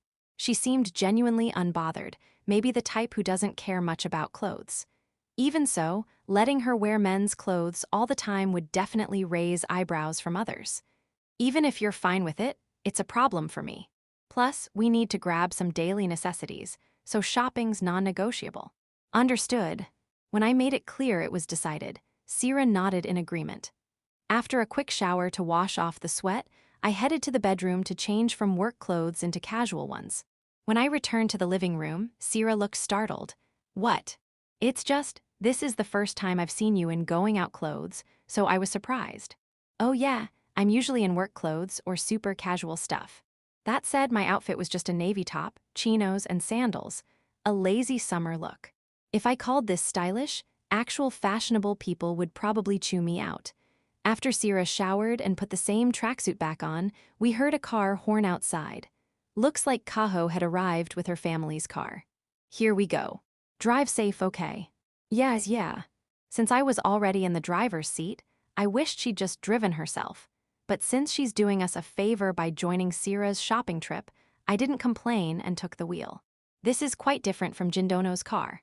Mine's a transport truck, not great for carrying people. Sira, a bit flustered by the unfamiliar car, settled into the back seat. Sira-san, you need to put on your seatbelt or it's dangerous. Seat belt. Here, you pull this belt and fasten it to the seat. Wow, they're even bigger than I thought. As the seatbelt was fastened across Sierra's body, it accentuated her ample chest, making its size and shape all too clear, especially since she wasn't wearing a bra. I tore my eyes away from the sight in the rearview mirror and gripped the steering wheel to calm myself. All right, let's go. The engine roared, and the car slowly started moving. Sierra had ridden in the back of the light truck before, but never in the passenger or back seats. I was a bit worried about how she'd react, but since she'd ridden in the truck bed and seen me drive it plenty of times, she didn't seem too fazed. Still, she stared out the window, captivated by the passing scenery as if it were all new. When I pressed a button to open the window next to her, she looked surprised. The breeze feels nice. The wind blowing into the car made Sierra's golden hair flutter. Even that simple scene looked like something out of a painting or a movie, so picturesque. Driver, keep your eyes on the road. I know. Caught by Kaho for sneaking glances at Sierra in the mirror, I fixed my gaze firmly ahead. Even on a straight, empty road, I couldn't afford to get careless. I had to focus on driving safely. Section. After driving for just under an hour, we arrived at our destination, a shopping mall. If we were just buying a few clothes, we wouldn't have needed to come this far, but since we had to stock up for Sierra, it was necessary. When you need to buy a lot of clothes, you've got to come out here. Classic countryside problem. Jindono, so many people and huge buildings. This is definitely a city, isn't it? The moment she got out of the car, Sierra's eyes sparkled as she shouted. It's the typical reaction of someone from the sticks. It's like seeing myself as a kid, kind of embarrassing. Nah, this is the suburbs, or, well, still the countryside. It's closer to the city, sure, but not quite. With this many people, and it's still the countryside. Just how prosperous is this country? When I stated it plainly, Sierra's face turned to one of awe. Her world probably has a completely different population scale. Sierra-san's acting like it's her first time at a shopping mall. Kaho's sharp comment made my shoulders twitch. Guess she's just not used to Japan's sights. The place she's from was pretty rural too. Is that so? There's probably a lot she doesn't get, so please look out for her. Got it. Kaho nodded readily, proving that, despite everything, she's got a good heart. Having briefed Kaho, I whispered to Sierra, who was practically bouncing with excitement. I get that you're thrilled to be somewhere new, but Kaho's here today. Try not to say anything too weird, okay? He got it. I'll be careful. If she starts talking about other worlds in front of Kaho, it'll definitely raise red flags. I'd rather she kept that stuff to a minimum. Walking from the parking lot into the mall, we passed a cafe on the left and a row of restaurants on the right. We didn't need either right now, so we ignored them and kept going. Which floor has the women's clothing shops? I know where the men's fashion stores I've been to are, but I'm clueless about where to find women's clothing. Third floor toward the back. If you go there, you can shop without moving around too much. I was about to check a directory, but Kaho answered smoothly as she walked. As expected of a woman, she's reliable in moments like this. Following Kaho's advice, we headed to the third floor. Stepping onto the shiny white floor, we found an escalator and decided to use it. Jindono, what's that moving floor? As we lined up, Sierra whispered to me. It's an escalator. Stand in the yellow frame and it'll take you up. Truly, people are being carried up one after another. What a strange sight. Thanks to the line, she could watch the people ahead of us. That helped her mimic how Kaho and I got on, boarding naturally. And so, we reached the second floor without incident. With her good reflexes, Sierra didn't stumble or fall when getting off. That's how it works. Indeed. If we had this, transporting supplies would have been so much easier. Using this modern convenience seemed to spark some thoughts in her. If her world had big buildings but relied solely on stairs for every floor, that'd be a nightmare. I didn't pry further and we rode the escalator again. Chapter 11, Clothes Shopping. Hey, Jindono, I feel like people are staring at me strangely. While on the escalator, Sierra said with a slightly uncomfortable look.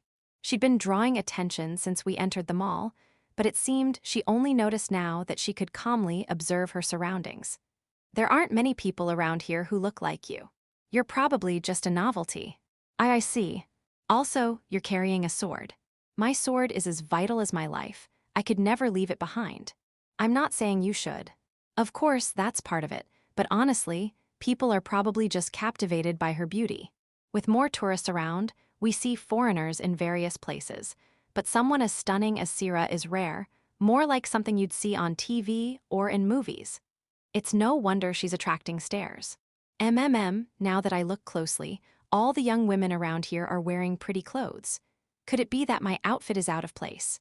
Observing calmly, Sira seemed to notice the difference between herself and others. It's a uniform students wear for sports or work, so it's not exactly appropriate for going out. Is that so? That's why we're here, to buy you plenty of stylish clothes today. You're right. I'm not used to this sort of thing, but I'll leave it to you, Kaho Dono. Haha, you sound like a samurai or something. Kaho laughed at Sira's formal attitude. They seem to get along well, so I don't need to worry about the shopping. Reaching the third floor and walking through, the stores gradually shifted to women's clothing. With mostly women, families, and couples around, it felt a bit awkward for a guy like me. And then, we arrived at the biggest destination, the underwear section. A sign with stylized, broken English screamed trendy vibes. Unlike the men's stores, the soft pink interior felt like it was declaring this as a women's sanctuary. What's this place? The flashy store decor seemed to throw not just me, but Sira off a bit. Did her world not have underwear stores like this? It's the underwear section. We'll buy your undergarments here. Oh, got it. Kaiho walked in and Sira followed behind. All right, I'll just wander around and wait. As I started to part ways, Sira stopped me. Jin Dono, you're not coming with us. It's not exactly okay for a guy to go in there. I get her anxiety, but that's a tough ask. If you stick near the fitting rooms and don't wander around, it's probably fine, but that'd be kind of sad for you, Jin-san. If you're nervous, we can have him wait somewhere visible from the store. That'd still make me look like a creep. She's your wife, right? Act a bit more confident and stick with her. She's got me there, that's the position I'm in. I'll wait right over there, so make sure you buy what you need. Got it. With that, Sira gave a relieved smile and headed into the store. Such a cute wife. Kaho teased as she watched us, so I shooed her away with a wave. Shut it, hurry up and shop. But instead of leaving, Kaho stayed put and held out her hand. Money. I gave you the envelope on the escalator, didn't I? You're underestimating women's underwear. That amounts nowhere near enough. Apparently, the money wasn't sufficient. Is it really that expensive? I've never bought women's underwear or checked their prices, so how would I know? I pulled a few 10,000 yen bills from my wallet and handed them to Kaho. Satisfied, she nodded and went into the store. Section. An hour after arriving at the underwear store, the two finally emerged. Sira wore a satisfied smile, holding a paper bag with the store's logo. I'd expected 30 minutes at most, so waiting around left me utterly exhausted. Took you long enough. Women's shopping takes time. We actually rushed, you know. I couldn't help but complain to Kaho, but she brushed it off smoothly. Come to think of it, women's shopping does take forever. I hadn't shopped with a woman in so long that I'd completely forgotten. Did you get everything? This bra thing is amazing. It holds my chest so securely, and it's easy to move. You don't need to say it. Sira, excitedly lifting her chest while talking, stopped when I cut her off, her face turning bright red as she snapped back to reality. Sorry, that was improper. She'd probably been talking with women the whole time, so her sense of modesty got a bit numb. She'd been discussing underwear with Kaho and the staff the whole time, so it's understandable. At least she's no longer braless, so that's something to celebrate. We got the underwear sorted, so next is casual clothes. Right. The mood got awkward, but Kaho shifted the topic, and I went along gratefully. Unlike the underwear section, men don't feel out of place here, which is a relief. What kind of clothes do you have at home? Sira's clothes are basically non-existent. She didn't bring much when she came here. Then we'll need to start from scratch. If you could keep it cheap, that'd be a big help. If she spends as much as we did at the underwear store, our savings will take a serious hit. I hate to say it, but I'd rather avoid that. Don't worry. Buying all brand name stuff would cost a fortune, so I'll make sure to get good, affordable things. Kaho. That way, I can buy some expensive clothes for myself without guilt. Give me back my respect and gratitude. Still, it's a relief she'll try to keep costs down. For cheap and good stuff, Unishiro's the place. To get Sira's wardrobe sorted, we first headed to Unishiro, a major fashion retailer. They offer high-quality, stylish clothes at affordable prices, a godsend for the average wallet. I shop there a lot myself. Oh, they've got t-shirts and pants on sale over there. Sira-san, come check it out. Gee, got it. Spotting a sale rack, Kaho grabbed Sira's hand and pulled her over. She picked up t-shirts, holding them against Sira to check size and color. When she found something good, Sira took it herself, trying it against a mirror. Watching her shop like that, you'd never guess she's from another world. I'll leave it to them. Women's shopping is best left to women. Seeing the two get along so well, I decided to wander the store on my own. Chapter 12, Trying on Clothes. After finishing shopping at Unishiro, Sira was carrying 2 large paper bags. That's quite a haul. When you're getting a full wardrobe, it adds up. Honestly, I wanted to buy more, but this is plenty. Any more would be too much of a burden on Jindono. Because Sira-san's being so considerate. Kaho seemed to want to buy more, but Sira apparently put a stop to it. Since it's not her own money, I totally get why Sira would hold back. The total cost for underwear and clothes easily exceeds what she earns helping out. As long as you've got enough to live with, that's fine. For regular clothes, I can come with you to buy more later. Yeah, fair enough. Seeing Kaho nod in agreement, Sira let out a relieved breath. It's a hassle to keep lugging these around. Let's drop the bags off at the car first. I'm fine, I could carry these all day. Even if you're okay, they'll get in other people's way. Carrying 2 big paper bags like that would definitely bother passersby. Plus, I bought a few clothes myself, so I'd rather just put the stuff in the car. So, we headed back to the parking lot, dropped off the clothes, and returned to the mall. Now that the clothing shopping's done, let's each grab whatever daily necessities we need. Hold up, you're not forgetting my reward, are you? Mid-sentence, Kaho tugged at my sleeve. She was smiling, but her eyes weren't. I felt a weird pressure. Kidding, I'll buy you something. Yay, sorry, Sira-chan. Mind tagging along to the store I want to check out? Of course, you've given me so much advice, Kaho dono. Thanks. Kaho instantly broke into a giddy smile at Sira's nod. That quick mood switch is kind of terrifying.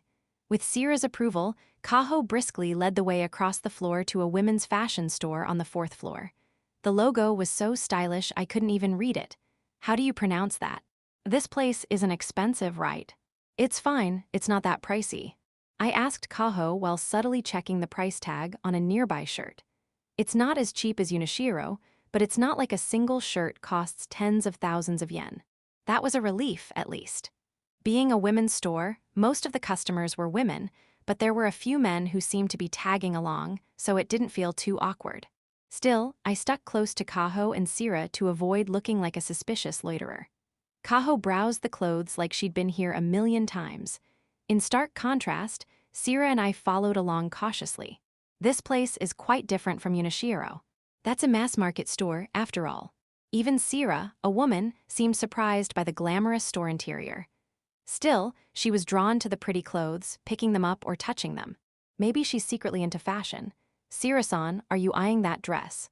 No way. Besides, a cute dress like this wouldn't suit me. Kaho called out, and Sira vigorously shook her head.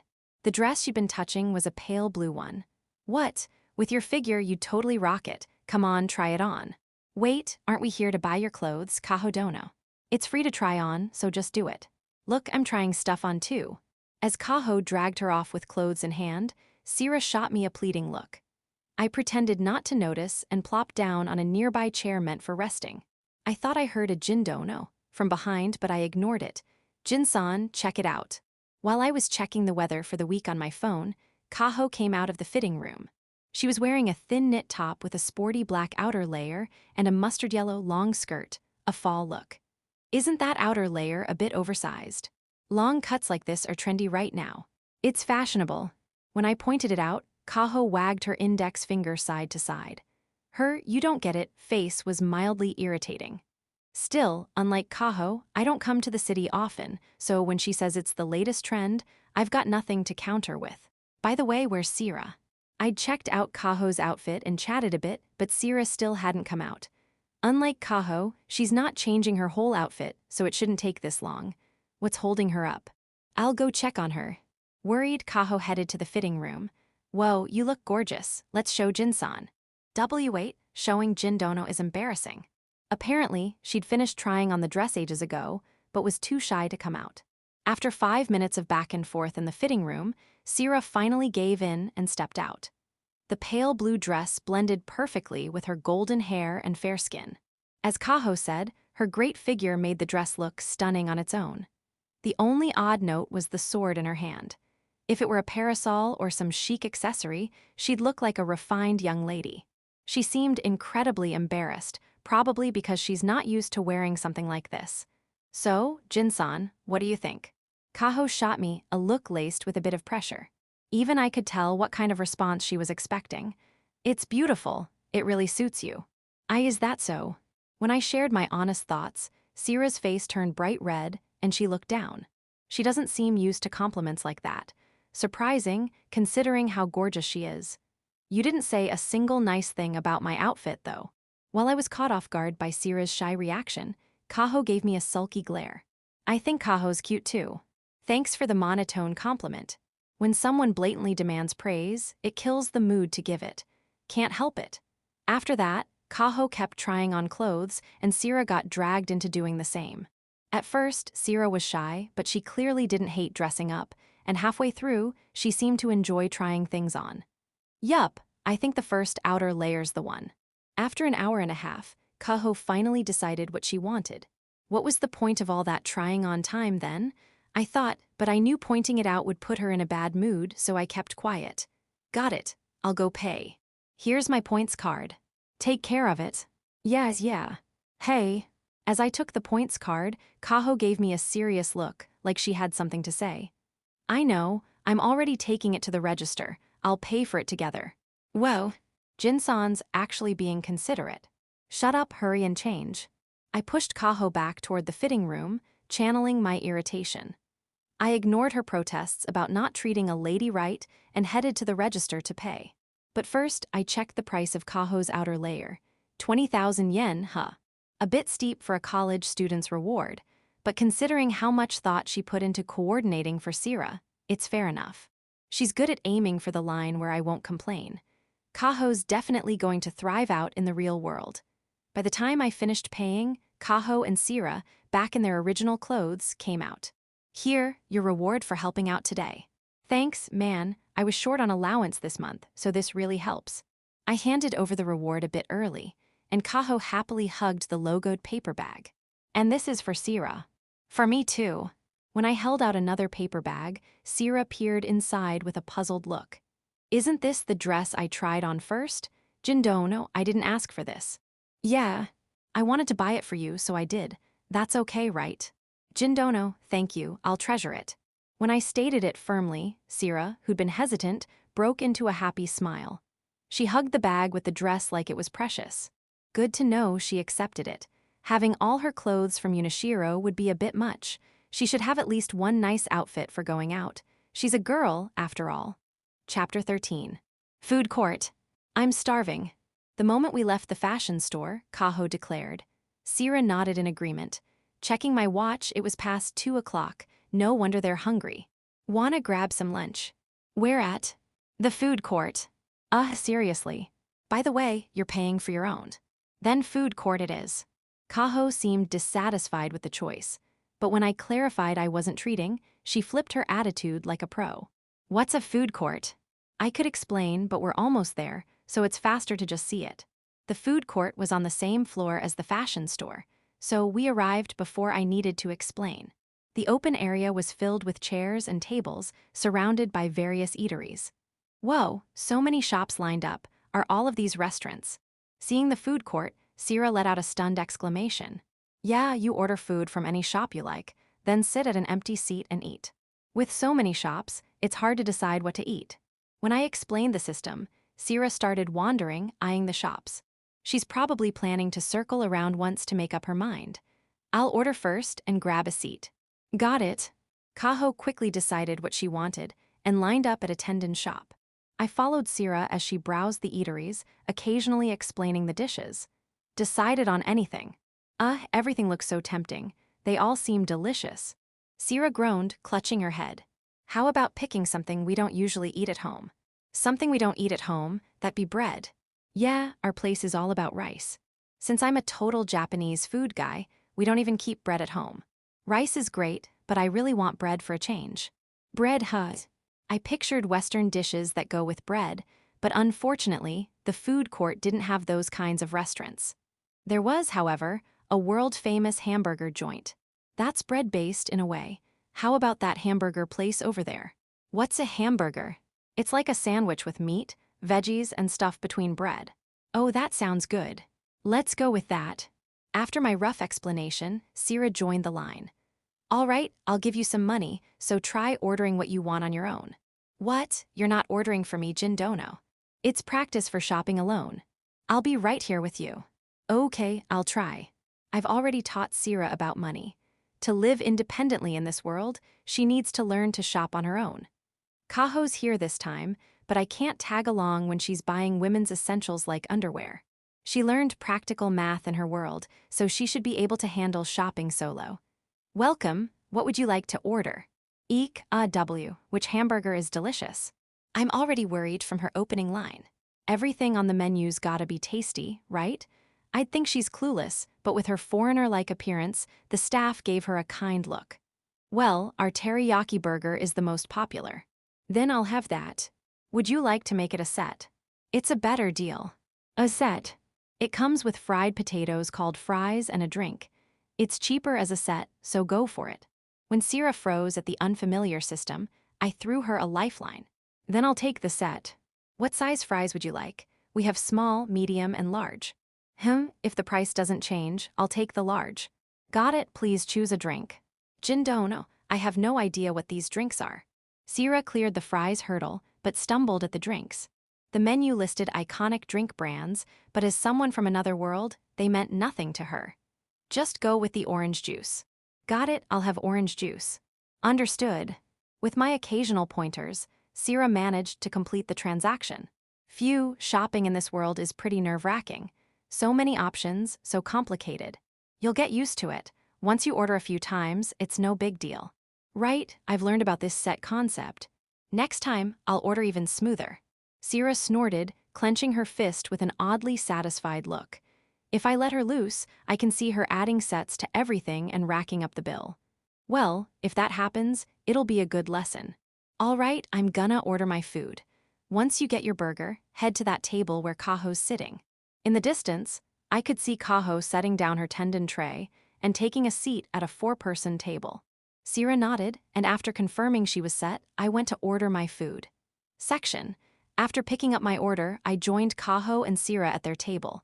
Sira was sitting there, waiting politely. You could have started eating. I felt bad eating first after you helped me. I just wanted to wait, so don't worry about it. I see. Hot food's best, but if she feels uneasy eating first, I can't force her. Sira's as dutiful and serious as ever. I wish she'd loosen up a bit, though. Sira-san, you're so wholesome. Jin-san, you really scored an amazing wife. WWL, is that so? She came up with the wife cover herself, yet Sira's face turned bright red. I'm getting used to it, but she's still weak to sudden jabs like that. You could stand to be a bit more considerate. Unlike Sira, Kaho was chowing down on her tendon like nobody's business. Tendon's best when it's hot. Even so, you're eating way too fast. Her bowl's already 2/3 empty. She's practically done by the time I sat down. How fast does she eat? All right, let's dig in. As I sat and put my hands together, Sira followed suit gracefully. She hasn't been here long, but her itadakimasu pose feels oddly polished. After the gesture, Sira unwrapped her hamburger and took a bite. Her eyes widened in shock. What soft bread! It's so tender in my mouth, and the wheat flavor just bursts through. I've never had bread this delicious. You're more impressed by the bread than the fillings. Sira-san, your reactions are hilarious.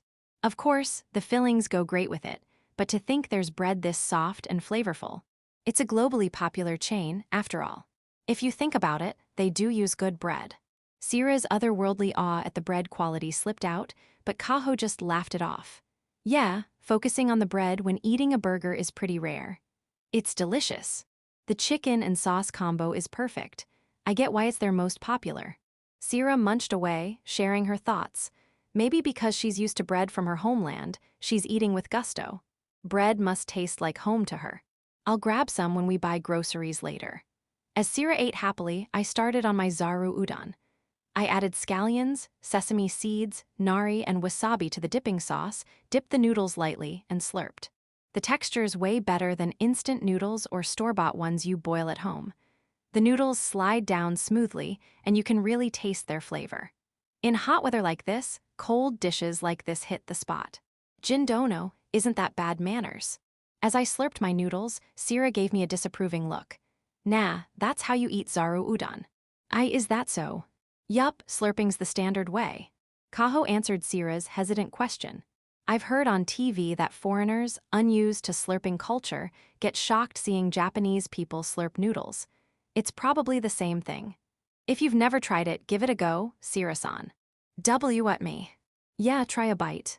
Cold udon or soba is super tasty this season. Plus, they're easy to make, so they're a go-to for meals. But if Sira develops an aversion, it'll be hard to put them on the table. Making separate dishes for her would be a hassle, so I'd rather she not hate it. With that in mind, I held out the zaru udon tray.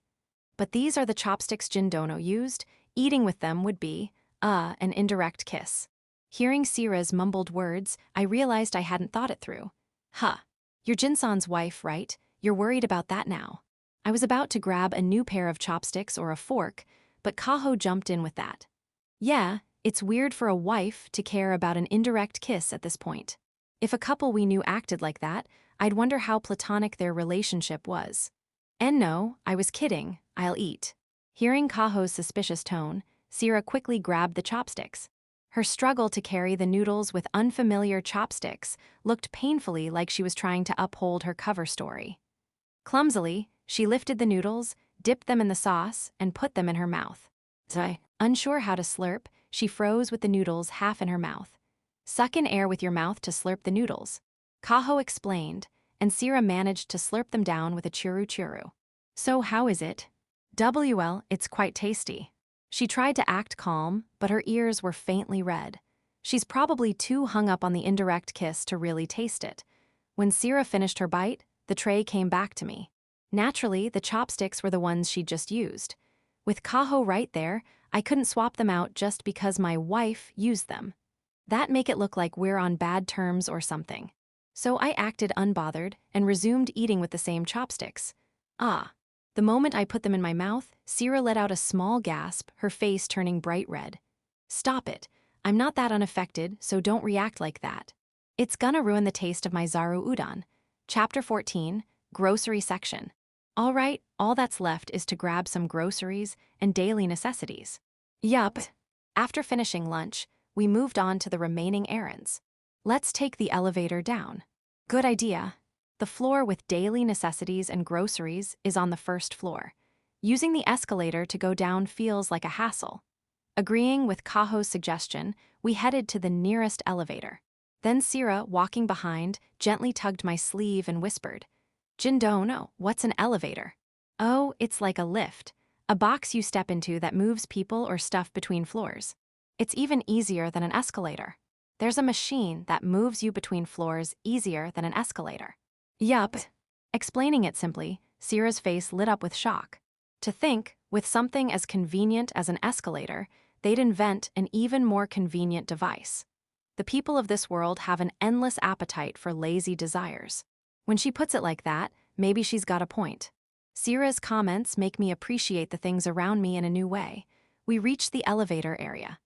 I pressed the down button, but all the elevators were on lower floors, so we had to wait. During that brief moment, Kaho was on her phone, checking SNS. She was smiling at the screen, maybe messaging someone. Looking at her glued to her phone, it's kind of a goofy sight. I use mine a lot too, though. As we stood there doing nothing, a ding sounded and an elevator arrived. The door opened on its own. Don't just stand there, get in. I nudged the stunned Sira's back, and we stepped into the elevator to head to the first floor, pressing the button. But Kaho, the third person, didn't follow. She was too engrossed in her phone to notice. Hey, Kaho, we're going down. Oh, sorry, coming. When I called out, Kaho seemed to snap out of it, pocketing her phone and approaching. But Sira, bored beside me, pressed the close button. Whoops. As a result, the elevator doors shut mercilessly. Kaho, with an apologetic smile as she tried to rush in, got left behind. Sorry. There were so many buttons, I got curious and pressed one. What do we do, Jindono? While Sira panicked, the elevator started descending with us inside. It was her first elevator ride, but the shock of leaving Kaho behind overshadowed everything. I feel a bit bad for Sira, who's genuinely freaking out, but it's kind of funny. She's done for. Why? You can only use an elevator once a day. That's a lie. It's a machine that moves people instantly. You think you can use it multiple times without a cost. Sure, that does make sense. While I was panicking, we've already reached the first floor. Of course, it's total nonsense, but for some reason, Sira bought it, her body trembling. Her reaction was so entertaining that I decided to keep the nonsense going a bit longer. Then what'll happen to Kahodono? Sira asked desperately, so I paused for effect, putting on a grim expression. She'll probably never leave that floor again. We lost a good one. Hey, don't just kill me off like that. As I teased Sira, Kaho showed up. Looks like she took another elevator down. I wanted to mess with Sira a bit more, though. Man, I was shocked when the doors closed right in my face. Plus, getting shut out like that was super embarrassing. Kahodona, you're safe. Why wouldn't I be? I just got left behind. When Kaho tilted her head, Sira recounted everything I'd said. At that, Kaho burst out laughing, unable to hold it in. Haha, that's obviously a lie. You can ride elevators as many times as you want, and even if you couldn't, there are escalators and stairs. With Kaho's words and sensible alternatives, Sira finally realized she'd been pranked. Her stunned expression slowly turned into a pout. Jindono, you're a terrible liar. Sorry, your reactions were just too funny. I tried to smooth things over, but Sira, upset at being teased, stayed quiet for a bit. That attitude vanished the moment we reached the grocery section, though. The shelves were packed with not just vegetables and fruits but fresh meat and fish, frozen foods, drinks, snacks, toilet paper, kitchen supplies, everything. Being inside a shopping mall, it was on a completely different scale from our local supermarket. Is every market in your country this huge? Jindono. Seeing the grocery section, Sira looked less surprised and more overwhelmed. Nah, not really. There's a supermarket near us, but it's way smaller. I see, that's a relief. When I clarified, Sira let out a sigh of relief. If every store was this big, small and mid-sized supermarkets would go out of business. Entering the section, Kaho and I each grabbed a basket and placed it on a cart. Whoa, this cart is super handy. Wanna push it? Can I? Don't crash into anyone. Sira's eyes sparkled so much at the sight of the cart that I let her push it, and she did so gleefully. It's cute, like a kid pushing a mini cart. All right, we'll grab what we need separately. Got it, let's meet up later. For groceries, it's better to split up. Shopping together just wastes time. So we parted ways with Kaho for now. Oh, I got asked to pick up toilet paper and tissues, so help me carry them later, okay? Again, you get that a lot. With so many elderly folks in a rural area like ours, yeah. When I go to a big town with a mall, the elderly neighbors often ask me to shop for them. It's a classic countryside thing. It's only natural they'd ask a healthy young person to pick up heavy items. They could use online supermarkets for delivery, but most are pretty old school. I see. You can't refuse an elder's request. Yeah, in return, the old folks teach me about farming. You too, Jindono. Yup, they helped me a ton when I was starting out. I had plenty of failures back then, and their advice sometimes felt nagging. But now I see they were looking out for me. I don't say it often, but I'm really grateful. I see, then you definitely can't refuse. But don't just agree to everything. They'll work you to death if you let them. I could easily picture the elders taking advantage of Sira's strong sense of justice, asking her for everything, and her agreeing without hesitation. Helping struggling elders is a knight's, a young person's duty. If that makes you slack off at work, I'll cut your pay and meals. I'll only take on what won't interfere with work or life. When I laid it down seriously, Sira nodded, her face stiffening. That should keep her from overcommitting. Oh, isn't this your long eggplant, Jindono? Sira picked up something from a corner of the vegetable section. The bag had a Meta Farm Quality Assurance sticker containing long eggplants. Yup, my veggies get delivered to this supermarket too. That's amazing, to think your vegetables are sold in a huge market like this. It's partly just because it's nearby. Even so, there must be tons of other farmers. The fact that your long eggplants are here means the buyers judged them as quality produce. That's something to be proud of, I think. WL, thanks. I brushed it off out of embarrassment, but Sierra's straightforward praise hit me hard. Her honesty makes it tough to compete with her in a lot of ways. Heh, these are the eggplants I stickered and bagged. All right, I'm buying them. No need to buy them here when we've got piles at the farm. I want to buy them because I want to. Deduct it from my pay. I pointed it out, but Sierra didn't budge, tossing the eggplants into the basket. She must be thrilled to see the eggplants she worked on being sold. I did something similar when I first saw my veggies on display, so I get how she feels. I decided to respect her choice. Are there any other vegetables you grow here? There should be cucumbers, and tomatoes are scheduled for delivery soon. Oh, let's go see the cucumbers too. We shopped while checking out my vegetables, then met up with Kaho and headed home with a ton of supplies. Chapter 15, Big Frog. Morning, Jindono. The morning after our shopping mall trip for daily necessities, Sierra's voice echoed in the living room. Yeah, morn. I turned reflexively to return the greeting, but stopped mid-sentence, caught off guard by Sierra's changed appearance. Her clothes were different. Instead of the usual tacky red tracksuit, she wore a crisp white t-shirt and denim jeans. No doubt they were from yesterday's Unishiro haul. It's a simple outfit, but on a stunning, well-proportioned woman like Sierra, it looked incredibly good. As I stood there, stunned by the change, Sierra touched her clothes with a slightly anxious expression.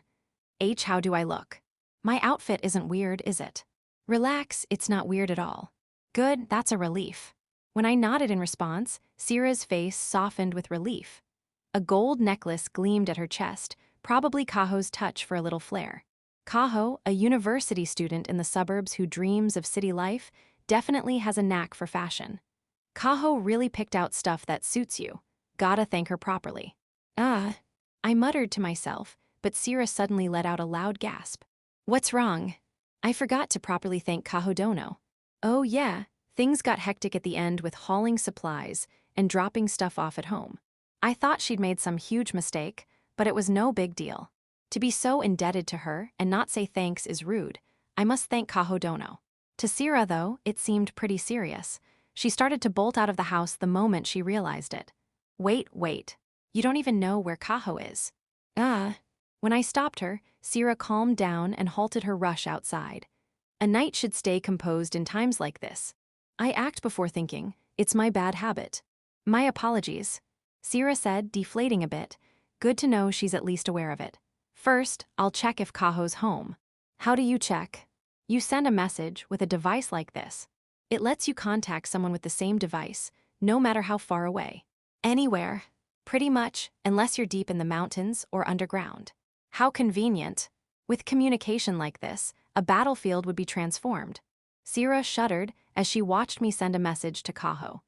It's kind of intense that her first thought about a smartphone's convenience is military strategy. As I was thinking that, Kaho replied. I figured it was too early for a response, but she was apparently awake, which surprised me. Seems she's got plans to hang out with university friends and woke up early. She says she's got a bit of time this morning. Then let's go to Kahodono's place now. After breakfast first. All right. Calming Sierra, who was ready to dash off again, we ate breakfast as usual. Section. After breakfast, Sierra and I left the house to head to Kaho's. Normally, visiting someone early in the morning could be a bother, but this time it suits Kaho's schedule, so it's fine. If we miss today, Kaho's apparently busy for a while and hard to meet up with.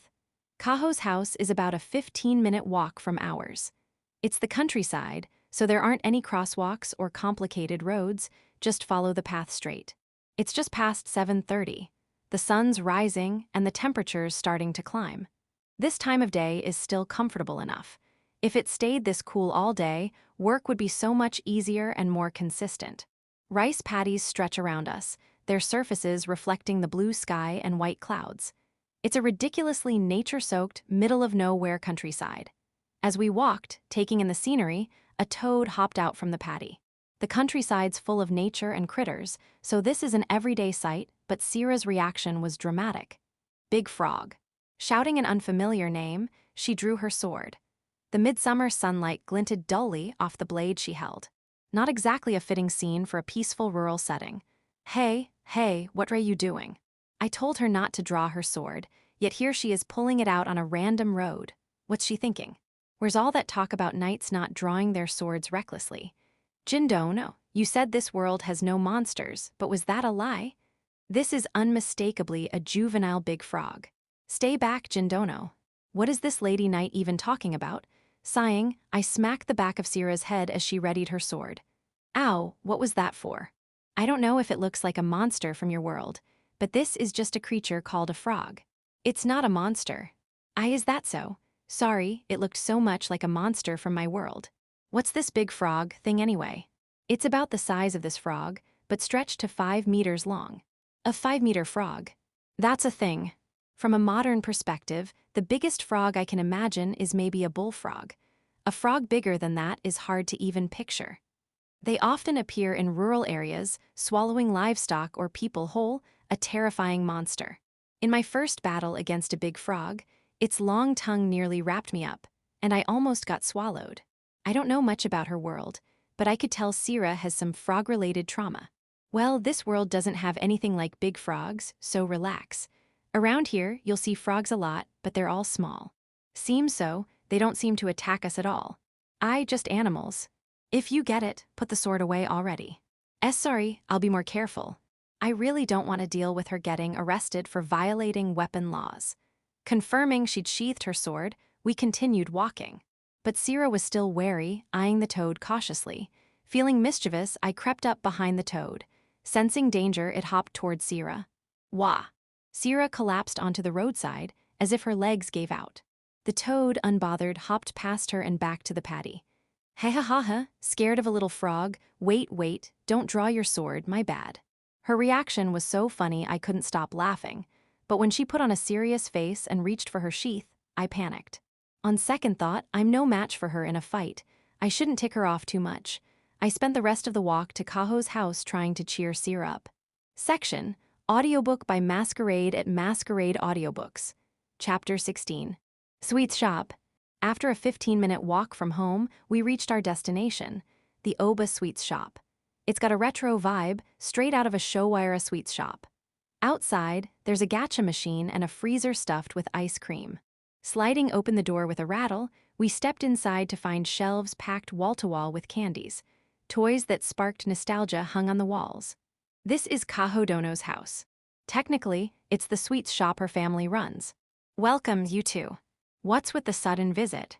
As we talked, Kaho came through the Norin curtain from the hallway in the back.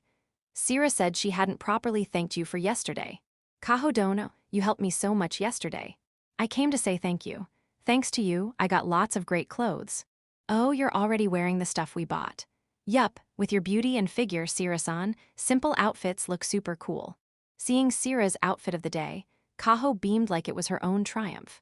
It must feel good to see your fashion advice work out so well. Cool is a compliment. It's totally a compliment. Looking cool in simple fashion is a big deal. If I had your tall, slender build and long limbs, I'd be set. Really? I kind of admire your delicate, cute type, Kaho Dono. Humans always seem to find what they don't have more appealing. To me, both of their complaints sounded like luxury problems. This is just a small token. Freshly harvested long eggplants from the field. Whoa, so many nice eggplants. Sira handed over a plastic bag of long eggplants we picked before leaving the house. We already thanked Kaho yesterday with that outer layer, but showing up early in the morning called for a little gift. Coming all the way to say thanks? You're so proper, Sira-san. Expressing gratitude is important, you know. You're right. Thanks, Sira-san. You're welcome. Kaho's thanks brought a happy look to Sira's face. Then Kaho leaned in and whispered to me. If you ever want me to style Sira-san again, just let me know, okay? It's tempting to have someone handle Sira's shopping, but getting hit up for pricey clothes every time would be a pain. Sira, sounds like Kaho won't go shopping with you unless there's a reward. Really? I was hoping to shop with her again, but thinking about money makes it hard to ask casually. Seeing Sira's sad face, Kaho hurriedly backtracked on what she'd whispered to me. Whoa, no, kidding. I don't need a reward, so feel free to ask anytime. Nice, now I can count on her to help if Sira needs something again. Kaho shot me a glare for using Sira's pure heart in my scheme, but I ignored it. Hey, Jin and Sira-san, Why didn't you tell me you were coming by? Drawn by our lively chatter, Kaho's brother Kaido showed up. Today he's rocking an aloha shirt and shorts, looking very Hawaiian. As always, his fashion sense is loud and baffling. We just stopped by to say thanks. Still, you should have said something. Well, I've got stuff to do, so I'm heading out. Sorry for bothering you when you're busy, Kaho dono. Leave the rest to Big Bro. As Kaido appeared, Kaho slipped back inside. Grabbing her bag, she brushed past us and headed out. She seems super busy. Nah, it's just summer break, so she's out having fun. Oh right, university students are in the thick of summer break. Farmers don't get summer breaks, so I totally forgot about that. Jindono, is everything here sweets? We'd finished our errand and were about to head home, but Sira's eyes sparkled as she asked. Yup, there's not just sweets, there's toys and all sorts of stuff too. Jindono, mind if I look around a bit? This is the "we're not leaving anytime soon" pattern. I did say I'd take her to a sweets shop sometime, so a little browsing can't hurt. I nodded, and Sira started wandering the store freely. Just 10 yen for one. That's cheap. They're snacks made for kids. And you make a profit off that. You're harsh, Sira-san. Kaido scratched his head with a wry smile at Sira's blunt comment. I've been wondering the same thing. How's it actually going? Back in the day, maybe, but now there are all sorts of shops and services around. The population here's dwindled quite a bit too, so business must be tough. Like Sira pointed out, the profit margin on each item's probably pretty low. Well, to be honest, there's barely any profit. I make a living through side gigs, so there's no real benefit to running the sweets shop. Kaido's a freelance video editor. He earns money editing videos at home. That's his main income, while the sweets shop's basically a bust. Then, why does Kaido Dono keep running it? I just love it, you know. The feeling of clutching a tiny allowance, agonizing over what to buy, chatting with friends. That space sticks with you as an adult, like a core memory. So this place is special to Kaido Dono. I had no idea Kaido kept the sweets shop going for a reason like that. He usually seems so carefree, like he's not thinking about anything, but he's got a solid sense of purpose. I can respect that. Well, enough about me. Have you ever tried sweets shop snacks, Sira-san? I've had yakin and mizu manju. That's a refined choice. If you haven't tried anything else, grab something. Wagashi's great, but sweets shop snacks are tasty too. At Kaido's pitch, Sira turned to me. She's probably asking if it's okay to buy something. I called her over, had her hold out her hand, and placed some money in her palm. Yukichi dono, can I spend all this on sweets? Note, Yukichi Fukuzawa is the man on the 10,000 yen note. No way, that's your pay. Use it to buy what you want when I'm not around or when you need something. This is my pay. Got it, I'll buy something with my own money. If she's always broke, she'd need my permission for every little purchase, which would be a hassle. The image of a wife asking her husband for approval on every buy is way too unnatural. It's better for her to have some money to spend at her discretion. Sweets is cheap, so she won't blow her first paycheck on a spending spree. With that, Sira gripped the money, grabbed a small plastic basket, and started browsing the snacks. How about you, Jin? Yeah, maybe I'll grab something too. It's been a while since I bought sweets. Getting a few to munch on during work breaks sounds nice. Chapter 17. The Female Knight and Ramyun. Grabbing a basket like Sira, I wandered the store. The slightly cramped interior and the sweets packages on display, everything felt nostalgic. Back in elementary school, I'd clutch a 100-yen coin and come here to buy snacks. Lost in memories, I tossed in some potato chips, stringy gummies, and umebo, stuff I used to eat all the time, and headed to the register. All this for just 150 yen. Sweets shop snacks are amazing. How about a cold ramyun? Kaido pitched a drink while ringing up my snacks. Next to the register was a fridge packed with ramyun and cola bottles. Your family doesn't even offer guests a drink. Come up to the second floor, and I'll get you some barley tea, but the first floor's a shop. After eyeing an ice gold ramyun bottle, barley tea just doesn't cut it.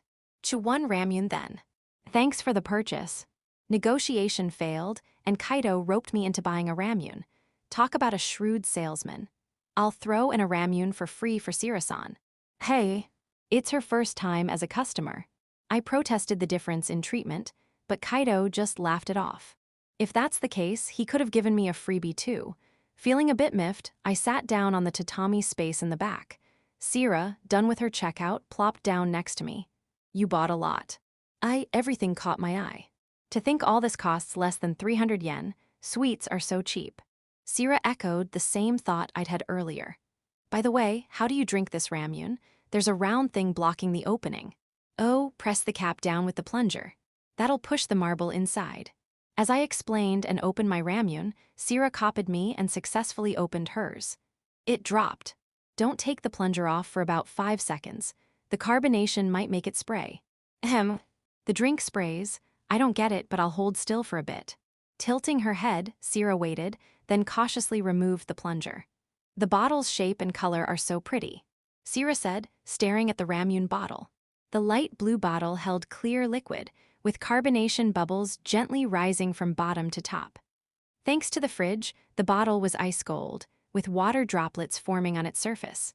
I'm drinking too. Seeing us open our ramyuns, Kaido got thirsty and grabbed one from the fridge. Cheers. Kaido opened his bottle quickly and clinked it against ours. It felt like we were having a morning drinking party, but I didn't comment and just drank. The icy liquid spread through my mouth. The refreshing ramyun flavor hit my nose and slid smoothly down my throat. For that moment, it almost made me forget it's the middle of summer. Cough, cough, what is this? The moment I drank it, it felt like my tongue got bitten. While Kaido and I savored the coolness, the otherworldly Lady Knight was choking hard. Oh right, this was her first time with a carbonated drink. Relax, that's just how it is. It's surprising at first, but you'll get used to it. Is that so? Guess you've never had soda, Sierra-san, my bad. No, it's fine. Now that I know it's that kind of drink, I should be able to handle it. Tearing up, Sierra took another sip. This time she didn't choke, letting out a soft phew. Once you're used to it, the fizz isn't bad. It goes well with the crisp ramyun taste. If it's too much, don't force yourself. I'm fine. Lots of people can't handle or don't like carbonated drinks, but Sierra didn't seem to be forcing it. After quenching our thirst, we started nibbling on the snacks we bought. Sierra first picked up an Umebo Menteiko flavor. For a newbie, she's going straight for a classic. Nice instincts. She tore open the package and bit into the Umebo. A crisp crunch echoed. This is delicious. How can something this good cost just 10 yen? Haha, that's the deal. There are tons of other flavors, so grab some if you like. Seeing Sierra's shock at the taste, Kaido seized the chance to pitch different flavors. All of these have different flavors. Yup, everyone's unique. Give me all of them. Thanks for the purchase. We've got a shady sweets dealer right here. I wanted to tell Sierra to take it easy, but since I just told her to buy what she wants with her pay, I couldn't stop her. Man, that's a crazy amount of flavors. I think Umebo normally has 14 flavors, but looking at Kaito's stock, there were clearly more than that. I've got premium editions, regional exclusives, and seasonal ones in stock. And just between us, I've got some discontinued ones too. How many do you have? Sell me some next time. The discontinued ones include my favorites: lobster, pizza, and kabayaki flavors. If I could eat those again, I'd jump at the chance. Can't say no to that. Special deal, all right. Kaido acted reluctant, but he seemed eager to show off, clearly loving his sweet stash. He's really into this stuff. After our secret deal, I pulled out some string gummies from my bag and ate. That cheap taste hits just right. This is what sweets shop snacks are all about. What's that long green thing? It's a snack made from hardened fruit juice and sugar. Like yakin but chewier and fruitier. Wanna try? Yes. Sierra looked curious, so I tore off a piece and handed it to her. Oh wow, it's chewy and has a strange taste. I can't tell what fruit it is, but it's pretty good. The package says melon flavor, but it could taste like grape or pear too. Honestly, it's vague, but that's part of the sweets shop charm. It's Jin, and his rumored wife. And she's gorgeous. As we munched snacks and chilled, some kids slid open the door and came in. Ignoring the sweets, they swarmed over to me and Sierra. You guys know too. You're famous around here. Hardly anyone doesn't know. Grumpy Jin-san finally got married, so it's been a big deal. Apparently, the news about me and Sierra has spread to the point where no one's left out of the loop. How many people did Minori-san and Shidru-san tell? Hey, how'd you meet your wife? Who confessed first? Have you already held hands? As I grappled with mixed feelings, the kids bombarded us with questions. Didn't you come to buy sweets? Go pick some out. No way, we're We're way more curious about your love story right now. Yeah. I shooed them off, but the kids kept firing questions without missing a beat. Our relationship's just a cover. There's no sweet romance story, and even if there was, I wouldn't tell these cheeky kids. If I gave them anything, they'd tease me for life. You're annoying. Here's some pocket money, go buy sweets. Sweet, 100 yen. We can buy tons of sweets. What should I get? In a tough call, I handed over 100 yen coin, and they lost interest in me, heading to the shelves. As I sighed in relief after fending off the kids, I noticed Kaido smirking at me. What? Just thinking you've changed, Jin. How so? You used to keep people at arm's length. You barely came to my place, and you never gave kids the time of day, right? Did I? Kaido said as much, but Sira, clueless about my past, just looked puzzled. When I moved back here, building relationships felt like a hassle. I hardly even saw Kaido, my childhood friend. It's no wonder he thinks I've changed. Wonder whose influence that is. Who knows? I played dumb and dodged what Kaido was getting at. Chapter 18, Midsummer Gifts. Again. Seeing what the delivery person handed me, I couldn't help but groan. Again, this is the third time this has shown up. Jindono. What's that? When I brought the delivery to the living room, Sira, lounging on the tatami, came over. It's Ochujin. What's Ochujin? It's like a summer greeting you send to thank people you're indebted to. Every year around this time, these show up. You have that custom here. That's nice, isn't it? There's nothing wrong with Ochujin itself, but the problem is everyone sends the same standard gift. Is it that again? I'd really prefer something else. Hoping against hope, I opened the package, but my wish was cruelly shattered.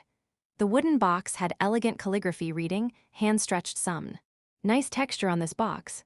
Sumn, of course. While Sira curiously touched the box, I hung my head. Sumn. Remember the udon we had at the food court? This is a thinner, dried noodle version. I see, that udon was delicious. Getting something similar, even if it's different, is nice, isn't it? Sure, getting it is nice. But this is the fourth one. I pointed to 3 other summed boxes stored in the kitchen cupboard. How much is in one of those? Even eating some 3 meals a day, it'd take 5 or 6 days to finish one. And we've got 4. That's a lot, Jindono. Right. Good to know we're on the same page. But why do you keep getting some? Is there some special meaning to sending some for Ochujin? The thin, long noodles symbolize wanting to maintain a long, steady connection with someone you don't often see. You're so knowledgeable, Jindono. Not really. When you get this many every year, you can't help but look it up. It's not like I'm some scholar. I just got so fed up with this borderline harassment that I researched it. Still, you're here this year, Sira. We should be able to get through them faster than usual. Before Sira came, I'd eat this amount alone or share some to get by, but with another person, we'll burn through it quicker. As a maiden, being relied on for this feels a bit complicated. When I looked at her like she was a trusty mercenary, Sira gave me a displeased frown. She eats more than I do, so she shouldn't act all high and mighty. I thought about saying that but kept quiet, since it might make her refuse to eat the sum. Hey, Jin, you in there? My hands are full, open the door. At that moment, a voice rang out from the entrance. That's Kaido Dono, right? Wait, Sira, don't open the door. I tried to stop her, but Sira didn't listen and slid the door open. I rushed to close it, but Kaido wedged his foot in to stop me. Hey, you opened the door, huh? Damn it.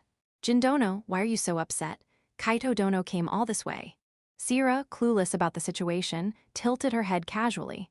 He's not a guest. He's an assassin sent to get us. An assassin? Did you make some enemies, Jindono? Enemies? Oh, I've got a grudge. Last year, Jin used the excuse that he couldn't eat it all and dumped some on the Oba family. But now you've got Sira-san as your wife, Jin. That old excuse won't fly. So this year, you're taking our share. With a thud, Kaido dropped a box of 36 summed bundles at the entrance. Figures, more sum dumping. It's not dumping, it's sharing.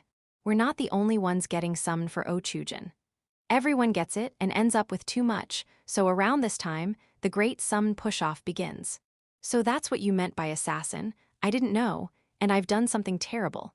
Finally catching on, Sira collapsed dramatically. I might have dodged it by pretending not to be home, but letting him unsealed our fate. Since I forced summed on Kaido last year, it's hard to refuse now. Well, with Sira here this year, we'll manage. 5 summed boxes now loom in our house, but with Sira, we'll get through it. Compared to last year when I tackled 3 boxes alone, this is better. By the way, have you ever eaten summed Sira-san? I've had udon but not summed. You've never had it. Then let's do nagashi summed for Sira-san. Hearing her answer, Kaido suddenly made that suggestion. That's pretty sudden. It's summer, so let's have Sira-san experience some classy Japanese culture. And the real reason. I want to do it myself. Then do it alone. Nah, doing it solo's just sad, and the setup's too much hassle. I knew his lofty talk was fishy. He just wants to do it himself.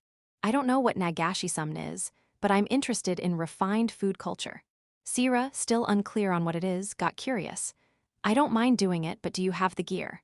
We've got some bamboo from a while back. Then we just need to set it up. Bring it over. Got it. Building it from scratch would be a pain, but if the bamboo's ready, it's not too bad. Soon enough, Kaido came back with his car and hauled the bamboo into the yard. Jindono, what's this long green plant? It's bamboo. You scoop up some flowing down it with cold water and eat it. Oh, you let the noodles flow through here. Just imagining it feels so elegant. As Sira curiously eyed the bamboo, I noticed something. Hey Kaido, isn't this bamboo a bit damaged? When I pulled it out of the shed, I thought so too. Parts of the bamboo were deteriorating. It's not like we can't use it, but would I want to eat some off it? No way. So no nagashi summed then. Seeing us grimace at the bamboo, Sira looked disappointed. Nah, not all of it's bad. If we cut out the damaged parts, it'll work fine. Oh, then it's all good, right? It'll be shorter though. A short nagashi summed isn't nagashi summed at all. Kaido complained about the workaround. It's his fault for not maintaining it, but storing bamboo in summer's tough, so I get it. What's that? Planning some nagashi summed. As we talked, Shidru-san appeared in the yard. He was probably passing by on a walk with his dog. We were, but we noticed the bamboo's damaged, so we're figuring out what to do. Bamboo, if you need some, want to use the ones from my bamboo grove. Seriously, that's okay. No problem. In return, could you grab a few extra while you're at it? Other folks might want to do nagashi summed too. Got it, I'll take a bit more. Thanks a ton. Kaido and I thanked him in unison, and Shidru-san smiled and went back to his walk. What just happened? Sira, the only one out of the loop, asked. Shidru-san owns land with a bamboo grove, and we can take some from there. Now we can do nagashi summed. He owns land. Is Shidru-dono secretly a lord ruling the area? Nah, not a lord. Owning land around here isn't that rare. I've got a mountain myself. We've got some too. What? Not just Jindono, but Kaido-dono too. When I mentioned owning a mountain, Sira reacted with over-the-top shock. To her, owning land or a mountain must be a huge deal. Is that so surprising? In my world, only royalty own land. Even nobles, the privileged class, just borrow it from the crown. Curious, I asked quietly, and Sira whispered back. Seems in her world, only the truly elite can own land. For someone from that world, it's no wonder she's floored that regular folks like us own land. Chapter 19. Bamboo cutting. We arrived at Shidru-san's bamboo grove to gather bamboo. Whoa, a bamboo forest, so many bamboos growing everywhere. Sira looked overwhelmed, gazing at the endless stretch of bamboo. It's shady, so it's pretty cool here. On the way, I was sweating buckets, practically drying out, but entering the grove blocked the sun, transforming it into a cool, refreshing space. Looking up, the blue sky peeking through the bamboo gaps was strikingly beautiful. In the countryside, green and blue contrasts are everywhere, but this small scene through the bamboo felt uniquely charming. Each time the wind blew, the bamboo leaves rustled, creating a sound like ocean waves. All right, let's start cutting. We're not here to stroll through the grove, we're here for bamboo. It's cool and cozy, tempting me to linger, but we can't dawdle. The longer we take, the further away nagashi summed gets. Which bamboo should we cut? For some, you want something not too thin or too thick. About this thickness should do. Yeah, that's about right. Around 20 centimeters in diameter, maybe. That's perfect for nagashi summed. All right, I'll cut some over there. Got it. Sira and I will handle this area. Bamboo's big, and it's dangerous if people are too close, so we spread out to cut. Okay, you've got rubber gloves and goggles on. I all set. I'll show you how to cut bamboo first. I approached a nearby bamboo. First, check the bamboo's center of gravity to see which way it wants to fall. In this case, it's leaning toward the back, so you insert the saw on the front side where the cut opens up. If you cut from the back, the bamboo's weight can pinch the saw, so be careful. I see. As I explained and moved the saw, Sira nodded, getting it. Also, watch out for the fibers. Bamboo splits easily and fibers can scatter. That's why goggles are a must to protect your eyes. The rubber gloves are for the same reason. That's what to keep in mind. Think you can do it? No problem, leave it to me. With a confident reply, I handed Sira the saw for bamboo cutting. She found a bamboo a bit away from me and inserted the saw. With practiced motions, she worked the saw and cut through the bamboo in no time. It fell slowly with a crack-crack sound. Like this. Yeah, that's perfect. Just like when she helped with roof tile repairs, her movements were super skilled. She mentioned training as a combat engineer, so she's probably used to sawing tasks like this. Seeing she could handle it fine, I started sawing too. A thin bamboo cuts easily, but at 20 centimeters thick, it's tough and doesn't go down quickly. The flexibility makes it wobble, which makes cutting trickier. After 5 minutes of struggling, I finally managed to cut one down. Takes longer than I thought. Maybe we should have borrowed a chainsaw. But it's too late for regrets now. Going back to borrow one would take longer than just sticking with the saw. I dragged the fallen bamboo to collect it, and Sira brought over 3. Cutting 3 in this short time, her physical abilities insane, as always. Jindono, I have a suggestion. What's that? May I use my sword? Placing the bamboo on the ground, Sira touched the sword at her waist. You mean cut the bamboo with your sword? Exactly. It'd probably be much easier and faster than the saw. Can a sword even cut bamboo? I've seen masters slice bamboo with katanas on TV, but as an amateur, I've got no clue if it's possible. Besides, Sira's carrying a sword, not a katana. Can it cleanly cut bamboo? You doubt my skill, Jindono. I was a knight in service to the kingdom. Bamboo's nothing. I'll slice it like tofu. Sira got fired up, clearly offended. Seems my doubt struck a nerve with her knightly pride. If she's that confident, maybe I'll let her try. This is Shidru-san's bamboo grove, and with his permission, no one else should come by. The only concern, Kaido, is cutting bamboo far from us so he won't see. All right, go for it. I stand back, Jindono. As told, I moved away from Sira. She slowly drew the sword from its sheath. A Sharon sound rang out as the silvery blade was revealed. Normally, it just looks like she's carrying a replica sword, but seeing it drawn, the intensity's on another level. Come to think of it, this is the first time I've seen Sira properly wield her sword. With her hand on the sheath, I watched, holding my breath. Sira, holding her sword at mid-level, moved, or so I thought in an instant she'd already swung. A flash, then 2, then 3 streaks of light, and with a delay, 3 bamboos fell diagonally. Incredible, you sliced them in a second. Checking the cuts, they were far cleaner than sawed ones. It wasn't just a sharp blade slashing, the cross-sections showed real skill. HMPH, this is nothing for a knight. She tried to play it cool, but Sira's expression was slightly relaxed. She's clearly pleased to have her swordsmanship praised, so easy to read. Still, swinging a sword after so long feels great. Sira gazed at her sword with a refreshed look. Your shorten work time excuse was just a front. You just wanted to swing your sword, didn't you? Her shoulders flinched, confirming my guess was spot on. I thought her suggestion was oddly logical for her. What's wrong with that? Back home, I swung it every day. Here, I can't because of that weapons law thing. Put yourself in my shoes. It's like someone who practiced archery or kendo daily, suddenly being banned. I've never done that kind of training, so I can't fully relate, but having a daily habit suddenly forbidden would probably build up frustration. If someone told me I couldn't work the fields starting tomorrow, I'd be at a loss too. Maybe I should think of ways to let Sira blow off steam. Yo, I heard some crazy noise. Everything okay? As I pondered, Kaido came over carrying bamboo. Put the sword away. Oh, right. I nudged the dazed Sira, and she hurriedly sheathed her sword. She needs to be more cautious. Just some bamboo falling at once. No problem. Cool, wow, you guys cut a lot. How many did you get? 3. This should be enough, including some for Shidru-san. Shall we head back? Yeah. For Nagashi-san, 2 bamboos, including a spare, are plenty. We only cut extra for Shidru-san, so this is good. Then we just carry these to the car, right? Haha, Sira-san, bamboo's pretty heavy, so don't overdo it and leave it to us. Huh. Kaido laughed casually, but his face froze when Sira hoisted 3 bamboos at once. I'm stronger than I look. I appreciate the concern, but I'm fine. Unaware of Kaido's shock, Sira smiled and walked off. Kaido stared, dumbfounded, at her confidently striding back. So yeah, Sira's super strong, don't worry about it. Strong's an understatement, dude. Not convinced, Kaido tried lifting 3 bamboos at once. His face turned red with effort, but they didn't budge. Without overdoing it, we each carried 2 bamboos to the car.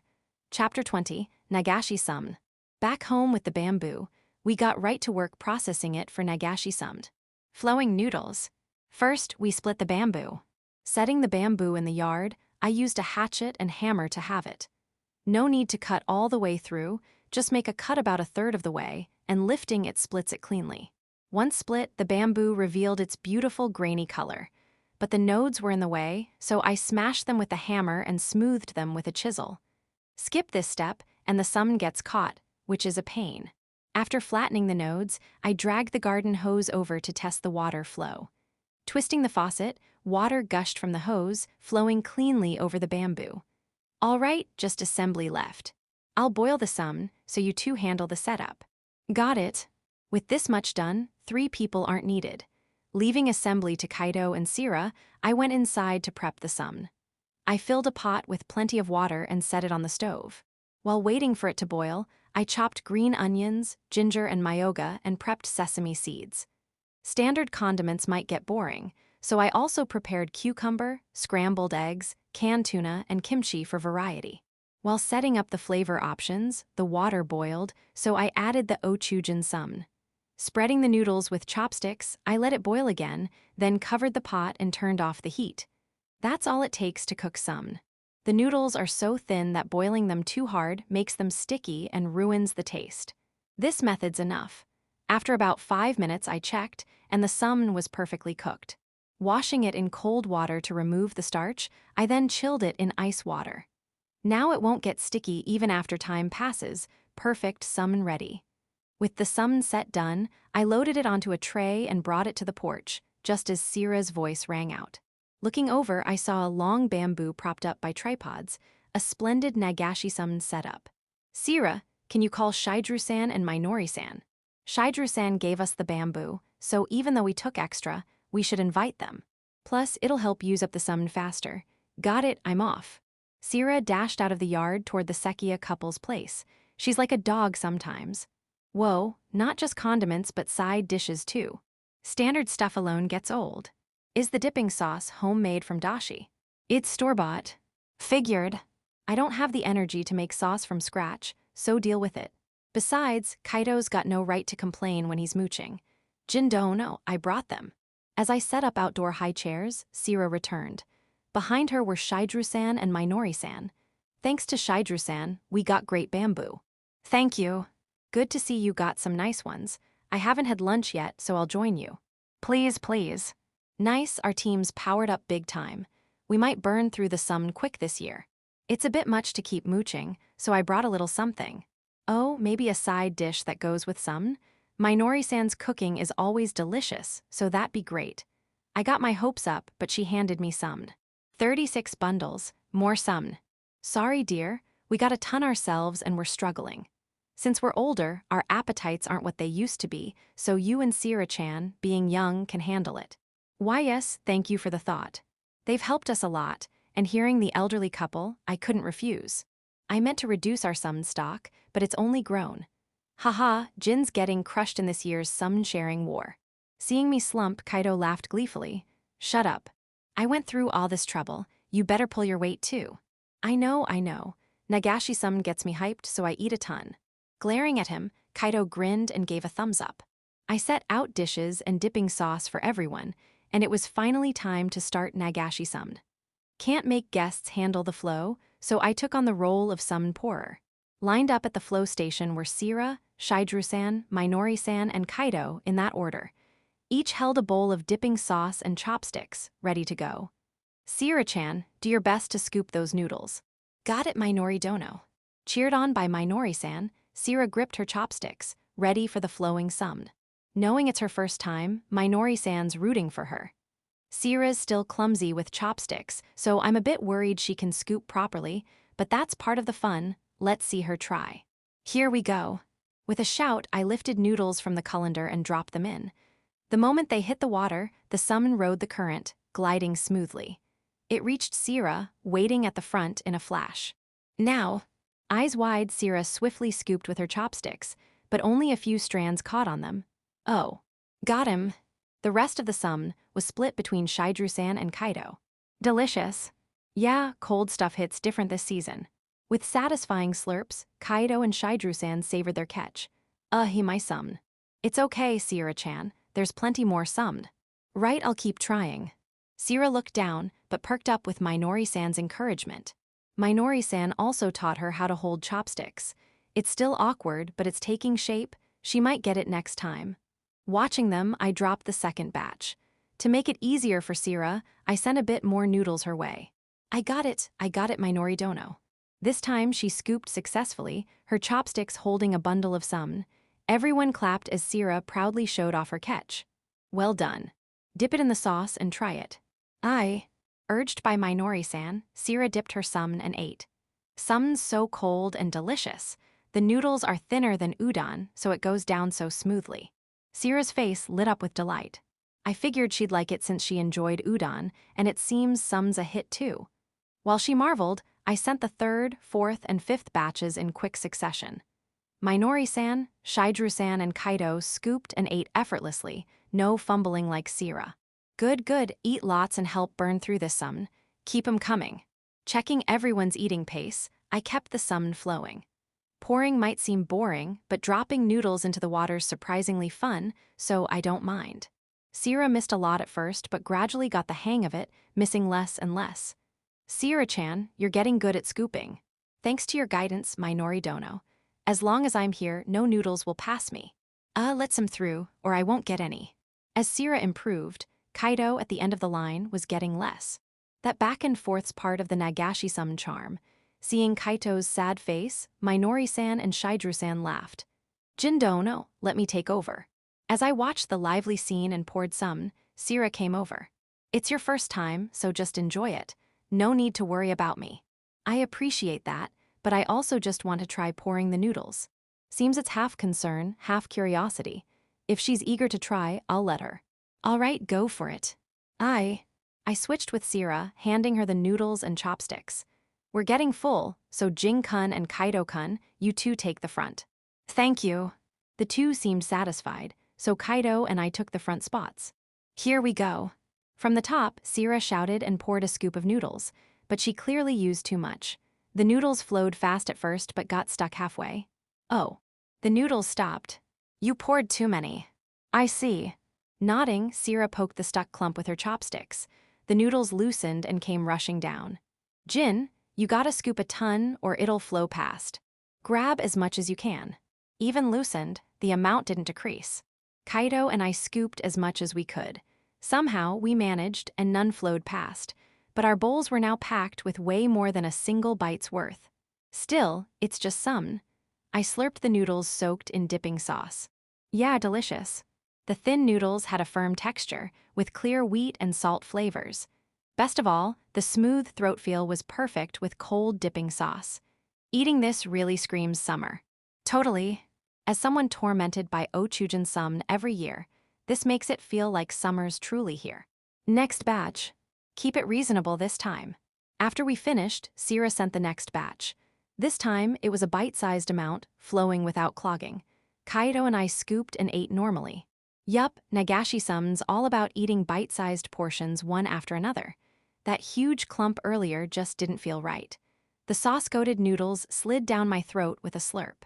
Myoga, green onions, and ginger condiments paired perfectly, giving a refreshing taste. Even with no appetite from heat or fatigue, cold sum goes down easy. Sierra-chan, I'll take over pouring. Thank you, Minori Dono. After eating a while, Minori-san swapped in as pourer. Now, young folks, eat up. I meant to have everyone eat to burn through the sum, but somehow I'm on the eating side now. Details don't matter. We scooped the flowing noodles and ate a ton. Chapter 21, Tomato Harvest.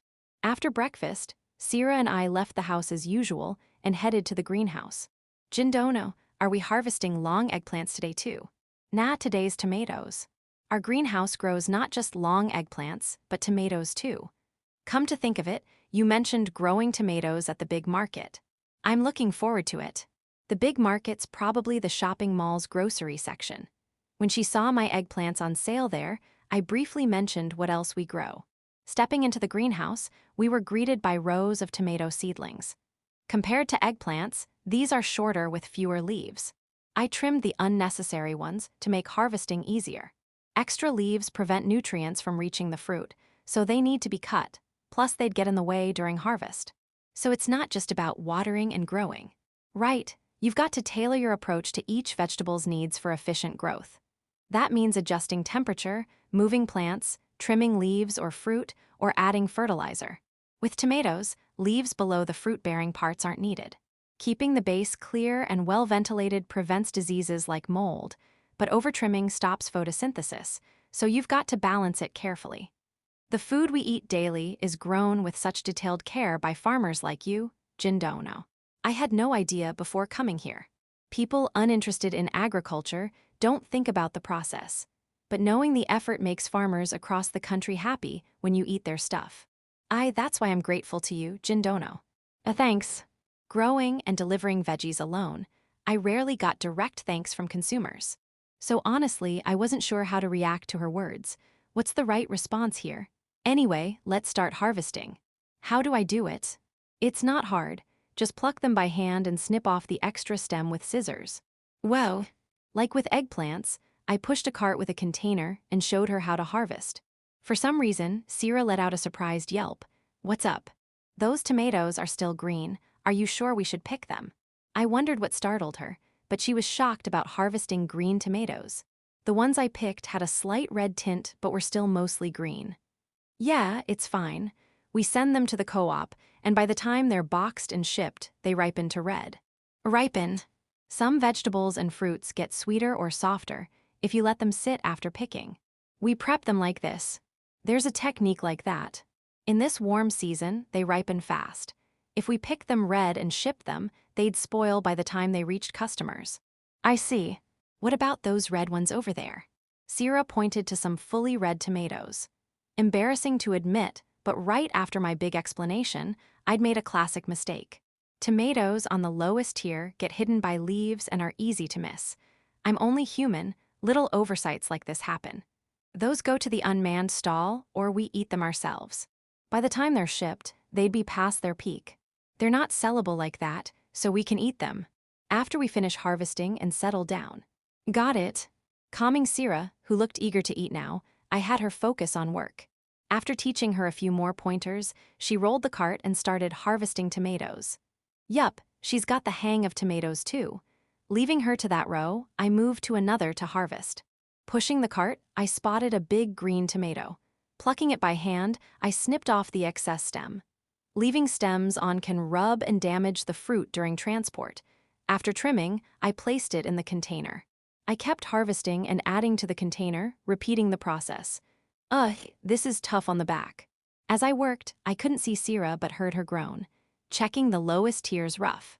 To inspect the bottom tier, you've got to crouch low. Tomato harvesting, with all that bending and standing, is heavy labor.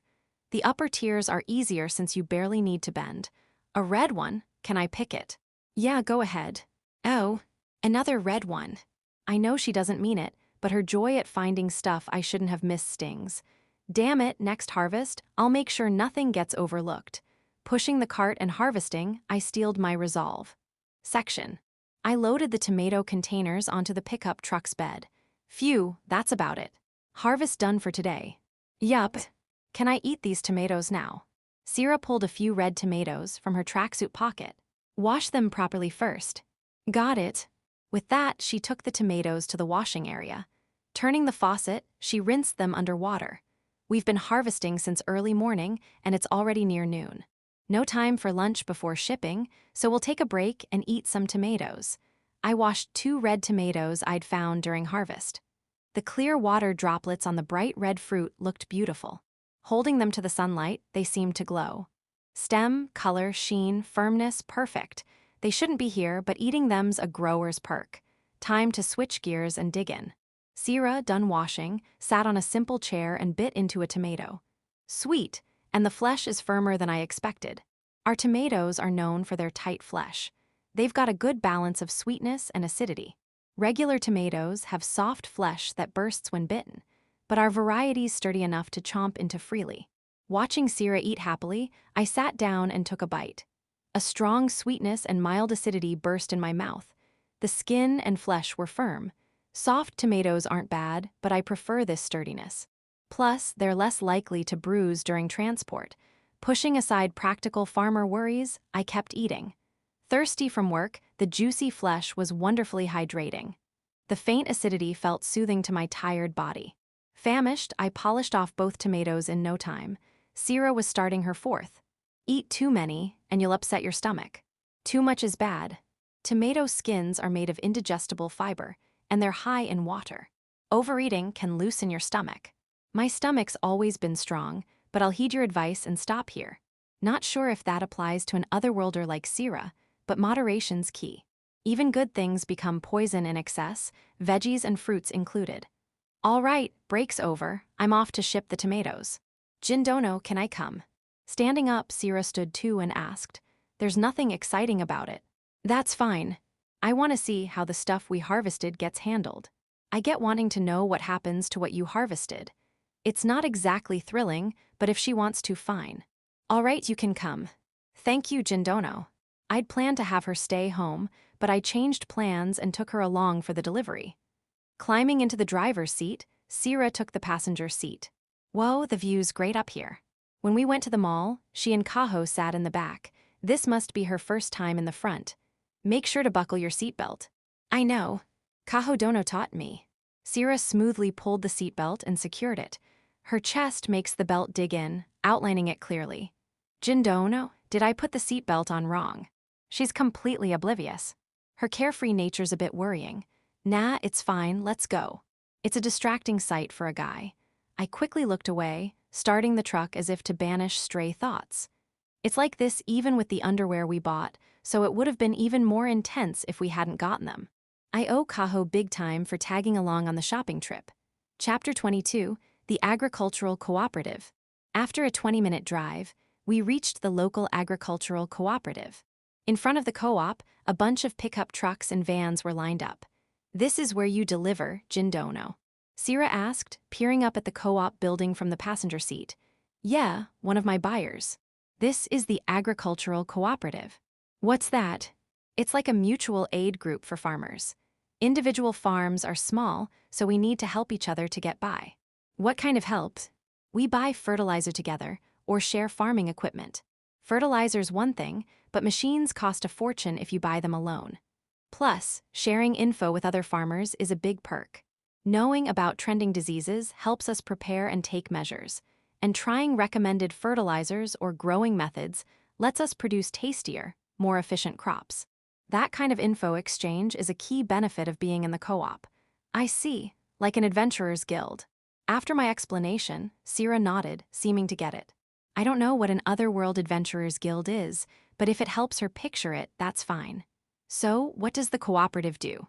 They buy our vegetables and fruits and ship them to wholesale markets. No need to deal with tedious paperwork or find buyers. That's incredibly convenient. But there are downsides to joining. Like what? You don't get to set the price. Normally, you can price what you make yourself. But with the co-op, they decide. For example, I might think these tomatoes are top-notch, worth 400 yen, but if the co-op says 200 yen, that's the price. That's bad. Even if you make good stuff, they lowball you. They're not being mean. They set prices based on regional supply and seasons. In return, small farmers like us get fair treatment and guaranteed purchases. They never refuse, even if you bring a ton. I see, there's pros and cons, huh? Yup. If you want to sell high-quality stuff for more, like in your example, direct sales are better. With your tasty vegetables, Jindono, wouldn't that be better? But then you've got to handle all the paperwork yourself. Marketing, finding buyers, sales, price negotiations, making websites, creating posters, handling invoices and receipts, all on your own. Doing that solo isn't realistic. Even if you grow tons of great vegetables, it's pointless if they don't reach customers. It's not just about mindlessly growing good stuff. As we talked, the line moved and we entered the co-op. Inside, I got out of the truck and unloaded the tomato containers. Usually, I do it alone, but with strong Sira helping, it went super smoothly. After unloading all the containers, I left a slip to show they're mine. Our job's done here, and I'd normally head home, but since Sira wanted to see the process, we stuck around. Soon, a forklift came and carted our tomato containers to the collection area. Whoa! Seeing a machine she's not used to, Sira let out an excited yelp, but her excitement slowly faded. Jindono, wouldn't people carry them faster? Not everyone in this world can use magic like you. To Sira, it might seem slow and limited, but for regular folks, it's super helpful. Don't judge it by your fantastical otherworld standards. The containers were loaded onto a conveyor belt and sent to the second floor. Our tomatoes. Wanna see the sorting area upstairs? Yes. Seeing Sira's disappointment, I suggested it, and she smiled eagerly. It's not great to wander into workspaces, but with permission and proper conduct, it's fine. I took the excited Sira upstairs, got approval, and we went in. Inside, tons of conveyor belts were running, with collected containers flowing through. So many tomatoes. Not just ours, others too. With nearby farmers' harvests piling up, the tomato volume was huge. But nationally, this is just a fraction, which is wild. There. Our tomatoes. As we watched, one of our containers passed right in front of us. Following it, the tomatoes were taken out and sent to the sorters. They check shape, color, size, and blemishes, sorting them into premium, excellent, and good grades. What grade are ours? They're high quality this time, so mostly excellent, I think. Staring at the sorters, I saw most were graded as excellent. Yup, more excellent than last time. That's great. The sorted tomatoes were boxed by the sorters. Look at my tomatoes, gorgeous. They shine brighter than the others. As we praised our own tomatoes, the sorters gave wry smiles. I grew them myself, of course they're the cutest. The boxed tomatoes were packed by machines and sent back to the first floor via conveyor. A big truck waited nearby, with forklifts loading tomato boxes onto it. Finally, they're loaded onto trucks and shipped nationwide. Where's that truck going? Kyushu, I heard. That's pretty far. Over 15 hours by car. If it takes that long with your car, it's really far. The co-op's amazing for sending stuff that far. Planes or bullet trains could get there faster, but shipping's different. Selling to such places individually isn't practical. That's another co-op perk. All right, time to head back. Our tomatoes were already loaded onto the truck. We'd seen enough of the facility, and staying longer would be a bother. We left the co-op and got into the parked pickup. Was watching the delivery fun? It was great to see how our harvested vegetables get handled. Thanks for bringing me. Glad you liked it. I'll bring you again when there's time. Please do. Chapter 23. Shopping at the supermarket. Might as well grab stuff for dinner at the supermarket. On the way back from delivering tomatoes to the co-op, I spotted our local supermarket and turned the wheel. Supermarket's like a market, right? Just so you know, it's not some huge place like last time. I get it. I'd be in trouble if she expected something like the mall's grocery section, but she seemed to understand from the building's size. Parking the truck, we stepped into the supermarket, greeted by a blast of cool air. Like I thought before, supermarkets are so cool. It's a place for handling food, after all. Even with the truck's AC on, it's no match for the supermarket's powerful cooling. Every year, this place feels like paradise in this season. As we entered, Sira grabbed a basket and put it in a cart. She's really taken to pushing the cart. Smiling at her enthusiasm, we started at the vegetable section on the left. What tray we buying today? Depends on dinner. I'm thinking something with tomatoes. We've got some red tomatoes left from the break, besides the ones we ate. Eating them raw's fine, but I want to cook and savor them. Oh, tomato dishes. Nice. Any tomato dishes you'd like, Sira? I'm good with anything. Wait, Jindono. Why do you look so deflated? Anything is the worst answer. If it was just me, a random dish might do, but Sira's here now. For her, new to this world, I want to let her try all sorts of things. But with so many options, thinking alone feels like sinking into a swamp. So I wish she'd just name something, anything. Whether I'd actually make it is another matter. Oh, I think the servants and mother said something like that too. Tomato dishes. When I explained my menu struggle, Sierra hurriedly thought, something like a tomato stew. And maybe something baked with cheese on top. Soon after, she gave her wishes, more specific than I expected. Maybe she ate similar dishes back home. Got it. Maybe chicken tomato stew and tomato farci. Luckily, they're not too tough to cook. With her preferences in mind, a menu quickly formed in my head. I tossed the needed ingredients, onions, ground meat, cheese, chicken into the cart. Jindono, egg packs are 100 yen each. That's cheap. Grab 2. Got it. Shopping side by side like this really feels like we're a married couple. But that's just a facade. We're just an employer and employee living together. What a dumb thing to think. As I mused, Sierra, pushing the cart, suddenly stopped. Her gaze was locked on the bread section. Right, bread was a staple in her homeland. She must miss familiar foods. Let's make bread the main dish for dinner. Really? When I said it without thinking, Sierra's face lit up as she turned to me. With tonight's lineup, bread is the main dish works. Pick something that go well. Got it. With that, she forgot the cart and dashed to the bread section. White bread, butter rolls, or maybe a baguette, so many choices, it's tough. If we bought everything, we couldn't finish it, so pick 2 for the house. Then white bread and butter rolls. After about 5 minutes of agonizing, she put 2 breads in the cart. If there's something you want for yourself, feel free to buy it. Then this baguette and anpan. Seeing her struggle, I suggested it, and she instantly grabbed more bread. More bread, huh? It's your money, so spend it how you want, but you can finish all that right. No problem. It's a lot, but she puffed out her chest, confident. She eats more than most, so she probably won't waste it. Fine then. I'm grabbing some daily necessities, so buy whatever else you want. Got it. Sierra grabbed another basket and started roaming the store. In a small supermarket like this, she won't get lost. A bit of free shopping time. I restocked on nearly empty stuff like body soap, bath salts, sponges, and dish soap.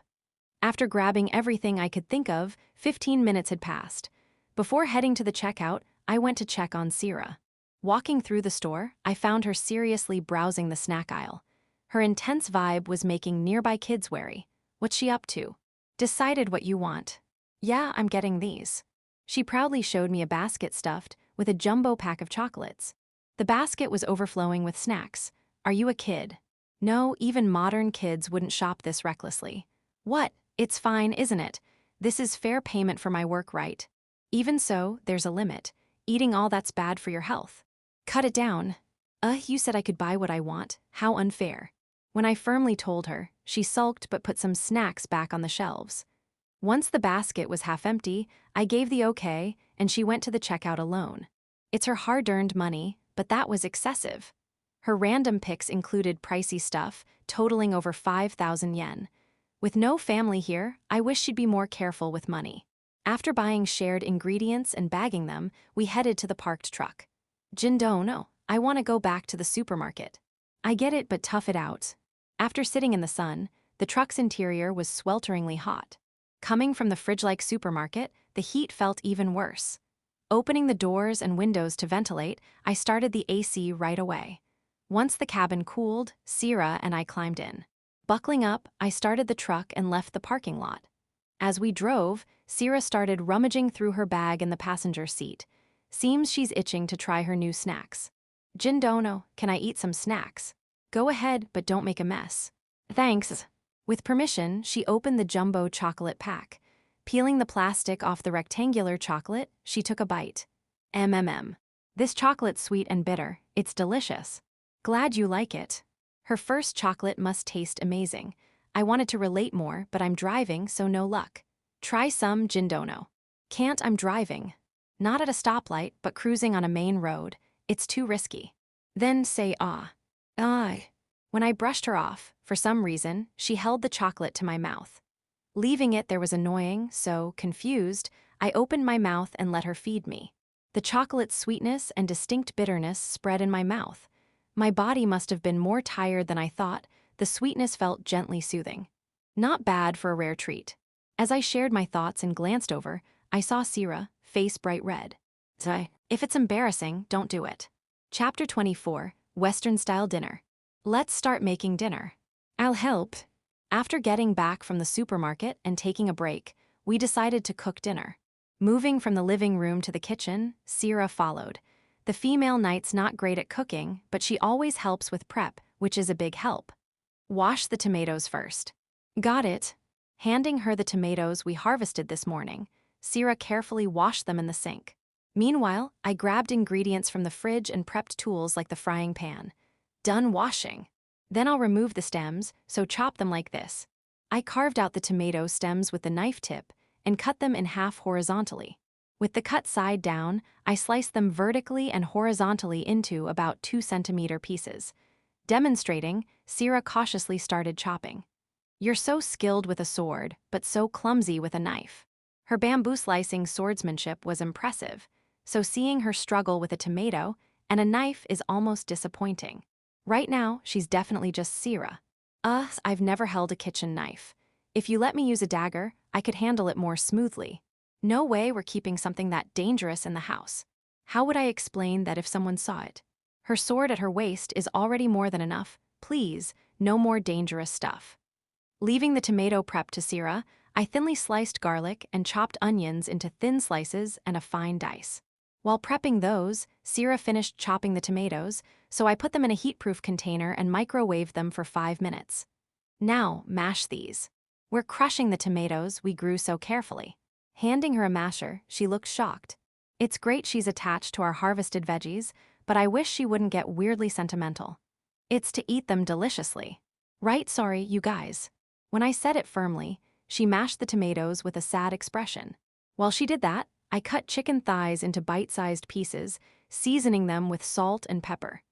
I heated the frying pan and tossed in the sliced garlic and onions. Once they were sautéed enough, I moved them to a plate and cooked the chicken thighs. When both sides were browned, I transferred them to a pot with the onions, garlic, and Sierra's mashed tomatoes, adding water, ketchup, a consommé cube, honey, and white wine. Now we simmer it on low heat, and the chicken tomato stew's done. The tomato aroma and the savory chicken smell are already making it seem delicious. Sierra looked impatient, but it still needed time to finish. Next, we'll make tomato farci. Farci. Stuffed tomatoes. Oh. Having quickly made one dish, I moved on to the tomato farci. Remove the stem, then slice a bit off the bottom. Cut about 1 centimeter off the top on the stem side, and scoop out the insides with a spoon.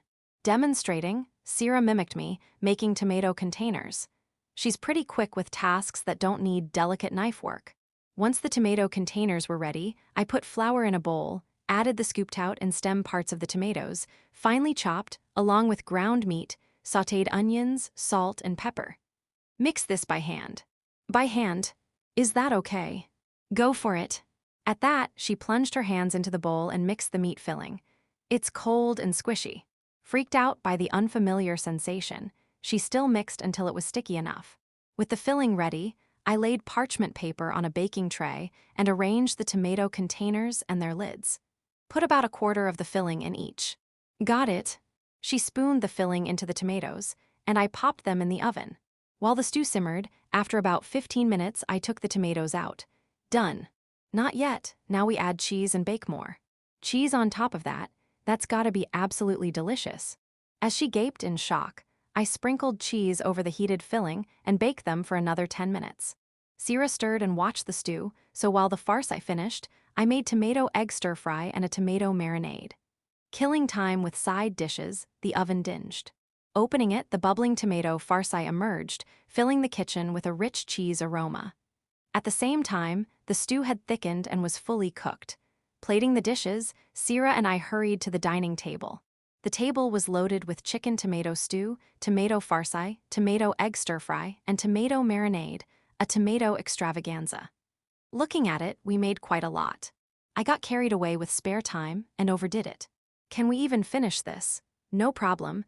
Even if you can't eat it all, I'll finish everything. The starving knight, eyeing the spread, said this with a huff clearly ravenous. We were busy with harvesting and delivery, so lunch was light. That's probably why she's hungrier than usual. That said, I feel the same, which is likely why my appetite ran wild and I made too much. Today's main dish is bread instead of rice. Oh, smells great. Clasping our hands, Sira reached for the bread. Tearing the warmed bread by hand, she marveled at its softness before slowly tasting it. How is it? Does this world's bread suit you? It's so fluffy. I've never had bread this soft, with such rich wheat flavor. Even nobles and royals probably haven't eaten bread like this. She shared her excitement, clearly thrilled. It feels almost guilty that this is just common supermarket or convenience store bread. Maybe I should take her to a proper bakery. But since she's happy with this, that can wait. Let's ease up on the bread and try the chicken tomato stew. After munching bread, she scooped some stew and ate. Delicious. The tomatoes' sweetness and acidity soak into the chicken and onions. Yeah, it's got good depth and tastes great. Thanks to the tomatoes, the chicken thighs are super tender. Biting releases meat juices with a burst of tomato sweetness and acidity. The onions keep a crisp texture while being soft and sweet. Eating it with butter rolls is a perfect match. This menu's so Western that rice wouldn't work. Switching to bread was the right call. I'm a rice guy, but a bread-based menu now and then isn't bad. After the stew, I moved to the tomato farci. Cutting it in half, meat and tomato juices spilled out. Slicing it into bite-sized pieces, I ate. The oven-baked tomatoes amplified their umami, making their presence overwhelming. The meat mixed with onions paired perfectly, and the rich cheese tying it together was unreal. There's no way this wouldn't be delicious. Sira and I were so stunned we ate in silence. For a breather, the tomato marinade refreshed our palates, and the reliably tasty egg stir-fry warmed us up. Eating like this, my stomach filled up fast, but Sira kept going, her appetite unstoppable. Where does that slim body store it all? Wondering at the mystery, I watched her devour the meal. Chapter 25. Private property. Jindono, what's this? While washing my hands at the sink after work, Sira asked. On the floor of the combined bathroom and changing area was a scale. Step on it and you'll see. On this. Tossing the words out, Sira obediently stepped onto the scale. Some numbers appeared. That's your weight. Hi. Let's see 60 ga. Peering at the scale to read the number, I was cut off as Sira grabbed my neck. Jindono, I may be a maiden, but even I have my pride. Don't you think this is a bit harsh? Sorry, my bad, I won't do it again. Frantically tapping her arm in apology, she finally let go. I felt something soft brush my cheek, but with her vice-like grip, I barely registered it. Still, what a cruel device exposing people's weight. For the sake of women everywhere, shouldn't we destroy it? No, it's needed for health management, so please don't. I somehow calmed Sira, who was radiating serious murderous intent. The scale's innocent, don't break it. It's a high-end model I just bought, and it was pricey. With all our expenses, replacing it would hit my wallet hard. Since coming to this world, any changes in your health? Nothing really. If anything, thanks to better eating, I feel healthier. Good. Her answer put me at ease. If living here made her unwell, I'd feel bad since we're roommates now. But never mind. She started to say something, but quickly shut her mouth. Don't leave me hanging, now I'm curious. It's not worth telling you, Jindono. Come on, I said I'd cover food and shelter. If something's up with your health, tell me, or I'll be in trouble. If she holds back and it causes issues later, that's the worst. Sira's a key asset, her presence changes work efficiency. If something's bothering her, I need her to say it. Meeting her with a serious gaze, she looked away and mumbled. I think I've gained weight since coming here. Oh, I see. Honestly, it felt anticlimactic, but I could imagine her exploding if I said that.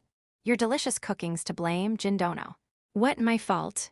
And my Nori Dono, Shidru Dono, and Kaido Dono keep giving me tasty snacks every time we meet. Of course I eat them. This world's food is too delicious. Tearing up, she shouted. Yeah, since she's new to our ingredients, she eats everything with such gusto. The locals love that and keep feeding her snacks. Even with farm work, eating that much food and snacks is bound to add weight. How about cutting out snacks for a while? No way, eating snacks is my recent joy. Suggesting an easy dietary fix, she looked at me like I'd betrayed her. Finding joy in snacks, she's such a kid. Then eat less food. Farming's hard work, less food means I can't perform well. Her know-it-all attitude as a helper is kind of annoying. But it's a tough season, and cutting meals could make her collapse, which would be worse. If diet's tough, you'll have to exercise more. Can I swing my sword? Her face lit up at my muttered words. No way, obviously. When I was swinging my sword, my weight never spiked like this. Shot down instantly, she sulked in a corner of the changing area, sitting with her knees up. Can't be helped, swords aren't even allowed here. If people saw you swinging one. Mid-lecture, it hit me. What if there's a place where no one would see? Actually, there's a place where you could swing freely. Really? My mountain. Oh. Right, you said you own a mountain. There, no one would see you swinging a sword. Oh. It's pretty big, so you could use magic and run around freely. Good for exercise and blowing off steam, right? Let's go. Take me there. She leaned forward, nodding eagerly at my suggestion. Section, my private mountain is behind the house. A 10-minute drive in the truck got us there. We drove as far as the terrain allowed, then got out where it got too rough. This is your mountain, Jindono. Yup, more like this whole area. What?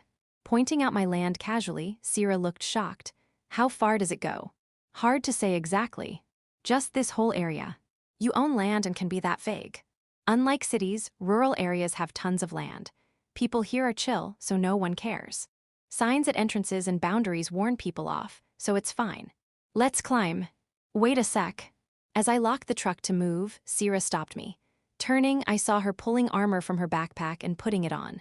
She brought that too. You're wearing it now. Climbing in armor makes for better training. I see. Back in her world, wearing armor was probably normal. Out here with no one around, armor's probably fine. Sorry for the wait, I'm ready. Soon, she was fully armored, helmet open at the face. It's the same Otherworld Knight look from when we met. Leading her, we climbed the mountain slope. No paved roads here, just pure wilderness. From behind, I heard the clank-clank of her armor rubbing. Glancing back, a blonde beauty in Western armor followed. What a surreal sight. Careful not to trip on muddy ground or protruding roots, we moved.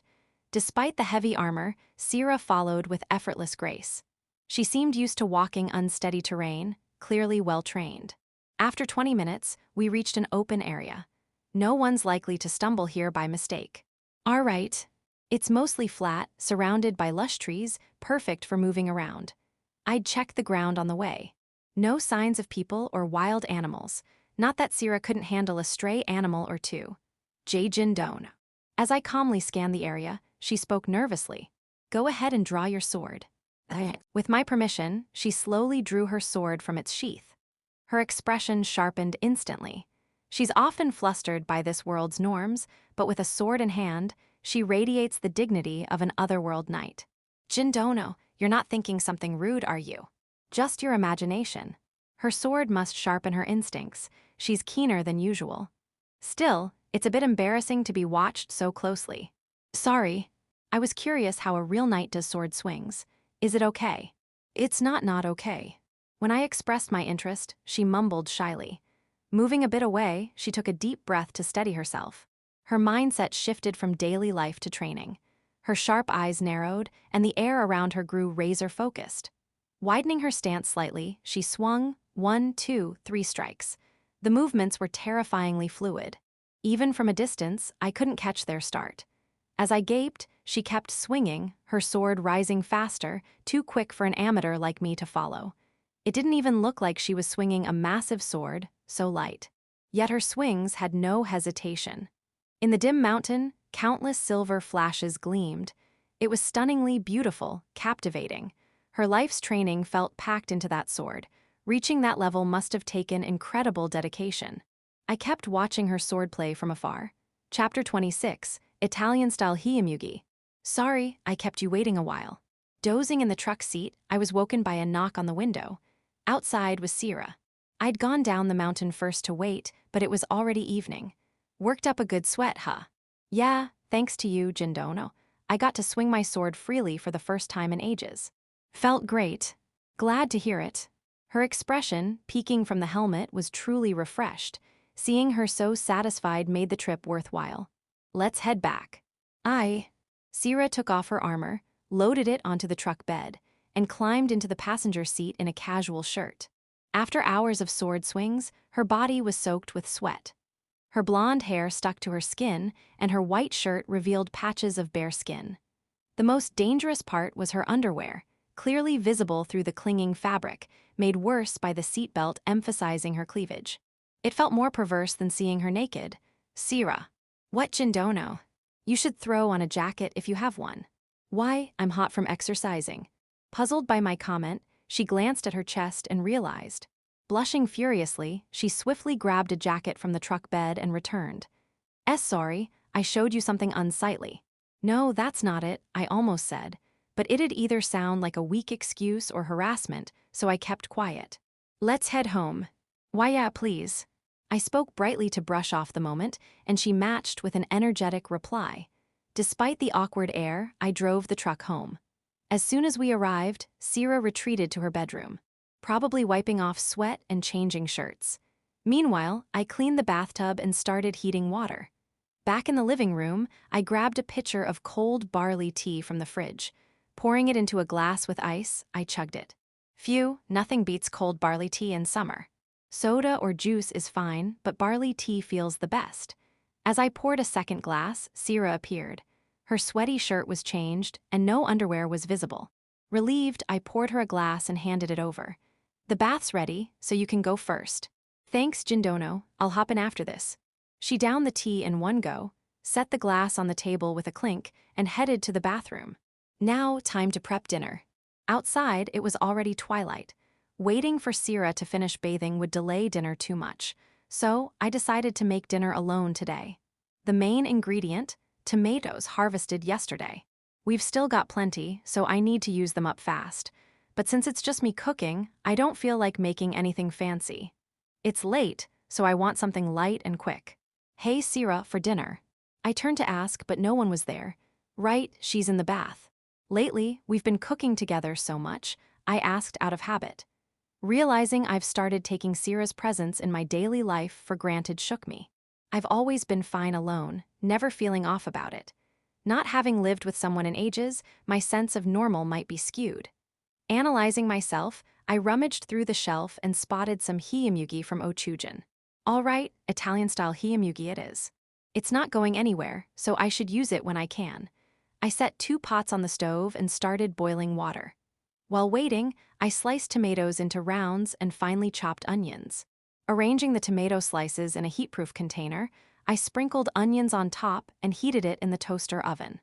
Later, I'd add cheese and reheat for a baked tomato salad. Since just one dish for dinner felt lonely, I whipped up this side dish on a whim. As I worked, the water boiled. I blanched the tomatoes in one pot and cooked the hiyamyugi in the other. For the tomatoes, I just wanted to soften the skins, so a quick dip was enough. Scooping them out, the skins softened, so I peeled them by hand.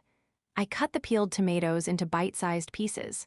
Like with the sum, I boiled the hiyamyugi, then rinsed it in cold water, drained it well, and removed excess moisture. On a flat plate, I arranged the hiyamyugi, topped it with the cut tomatoes, and drizzled a sauce of olive oil, soy sauce, pepper, and garlic.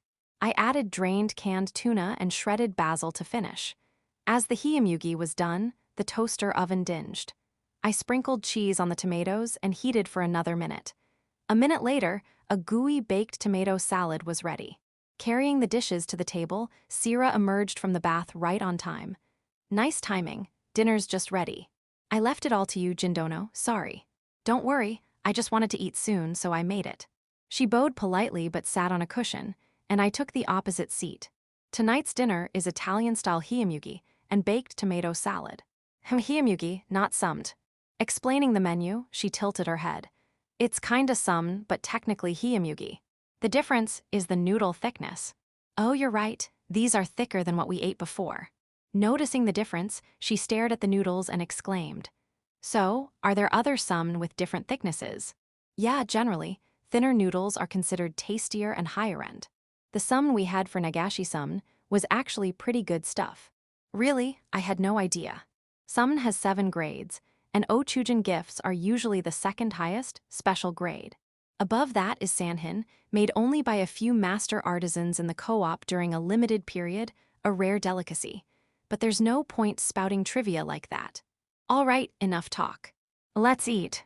Cutting the chat, we clasped hands and dug in. Sira deftly lifted the noodles with chopsticks and slurped them up. She couldn't even grab udon or slurp at first, but she's gotten good. Eating it, I can really tell the thickness difference. These are sturdier and more satisfying. As she shared her thoughts, I tried some. The slightly thicker noodles tangled well with the Italian-style sauce. The tomato's acidity and soft sweetness paired perfectly with the tuna, and the basil added a subtle touch. Yeah, delicious. The springy, chewy texture is something thin noodles can't match. Not udon, not some, but hiyamyugi.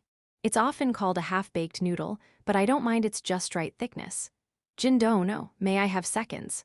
While nibbling on baked tomato salad, Sira set down her empty plate with a clink and asked, "You finished fast. You're still eating." Moving my body full force for the first time in a while has left me starving. Didn't you exercise to lose weight? It's already night. We're just sleeping after this, so no need to stuff yourself, right? It's fine, I'll keep exercising regularly, so please seconds. Okay. After hesitating, she insisted on more, so I boiled extra noodles for her. In the end, Sira ate 6 bundles of hiyamyugi for dinner alone, and her weight went up the next morning. Afterward, this work is a very simple story about a female knight picked up in a rice paddy and living an agricultural life in the countryside. A female knight arrives from another world, but rather than leading to a plot where monsters invade from that world, prompting the protagonist, Mita Jin, and Sira to throw themselves into battle. It doesn't go that way. Instead, it's a laid-back tale of the knight and farming, cooking meals, eating together, and playing outside, continuing at a leisurely pace. I don't think there will be intense battles or bloody scenes, so please rest assured. I usually focus on otherworld stories, but working on a reality-based piece felt refreshing. After all, I can freely include real-world foods without hesitation, allowing me to depict dishes, snacks, drinks, and toys that I couldn't easily include before. It was a fresh experience for someone like me accustomed to otherworld settings. That said, while the setting of this work exists in reality, it's not a completely faithful depiction. If someone figures out the location, that would be quite impressive. What do you all think of when you hear summer? The sea, cicadas, yukata, summer break, the night sky, ramune, watermelon, there are many possibilities. Being from the countryside, summer brings to mind a vivid blue sky and lush green fields. With the current times making it hard to visit home, I couldn't go back, so instead, I wanted to write a summery countryside story, which led to creating this work. As people grow, they get busy with various things and lose their sense of ease. But running nonstop wears you out. Sometimes, you need to take a breather, not just for your body, but for your heart too. I hope this work can serve as a small respite for you all. I'd love for you to enjoy the relaxed daily lives of Jin, Seraphim, and others there too. Until we meet again. End of Volume 1.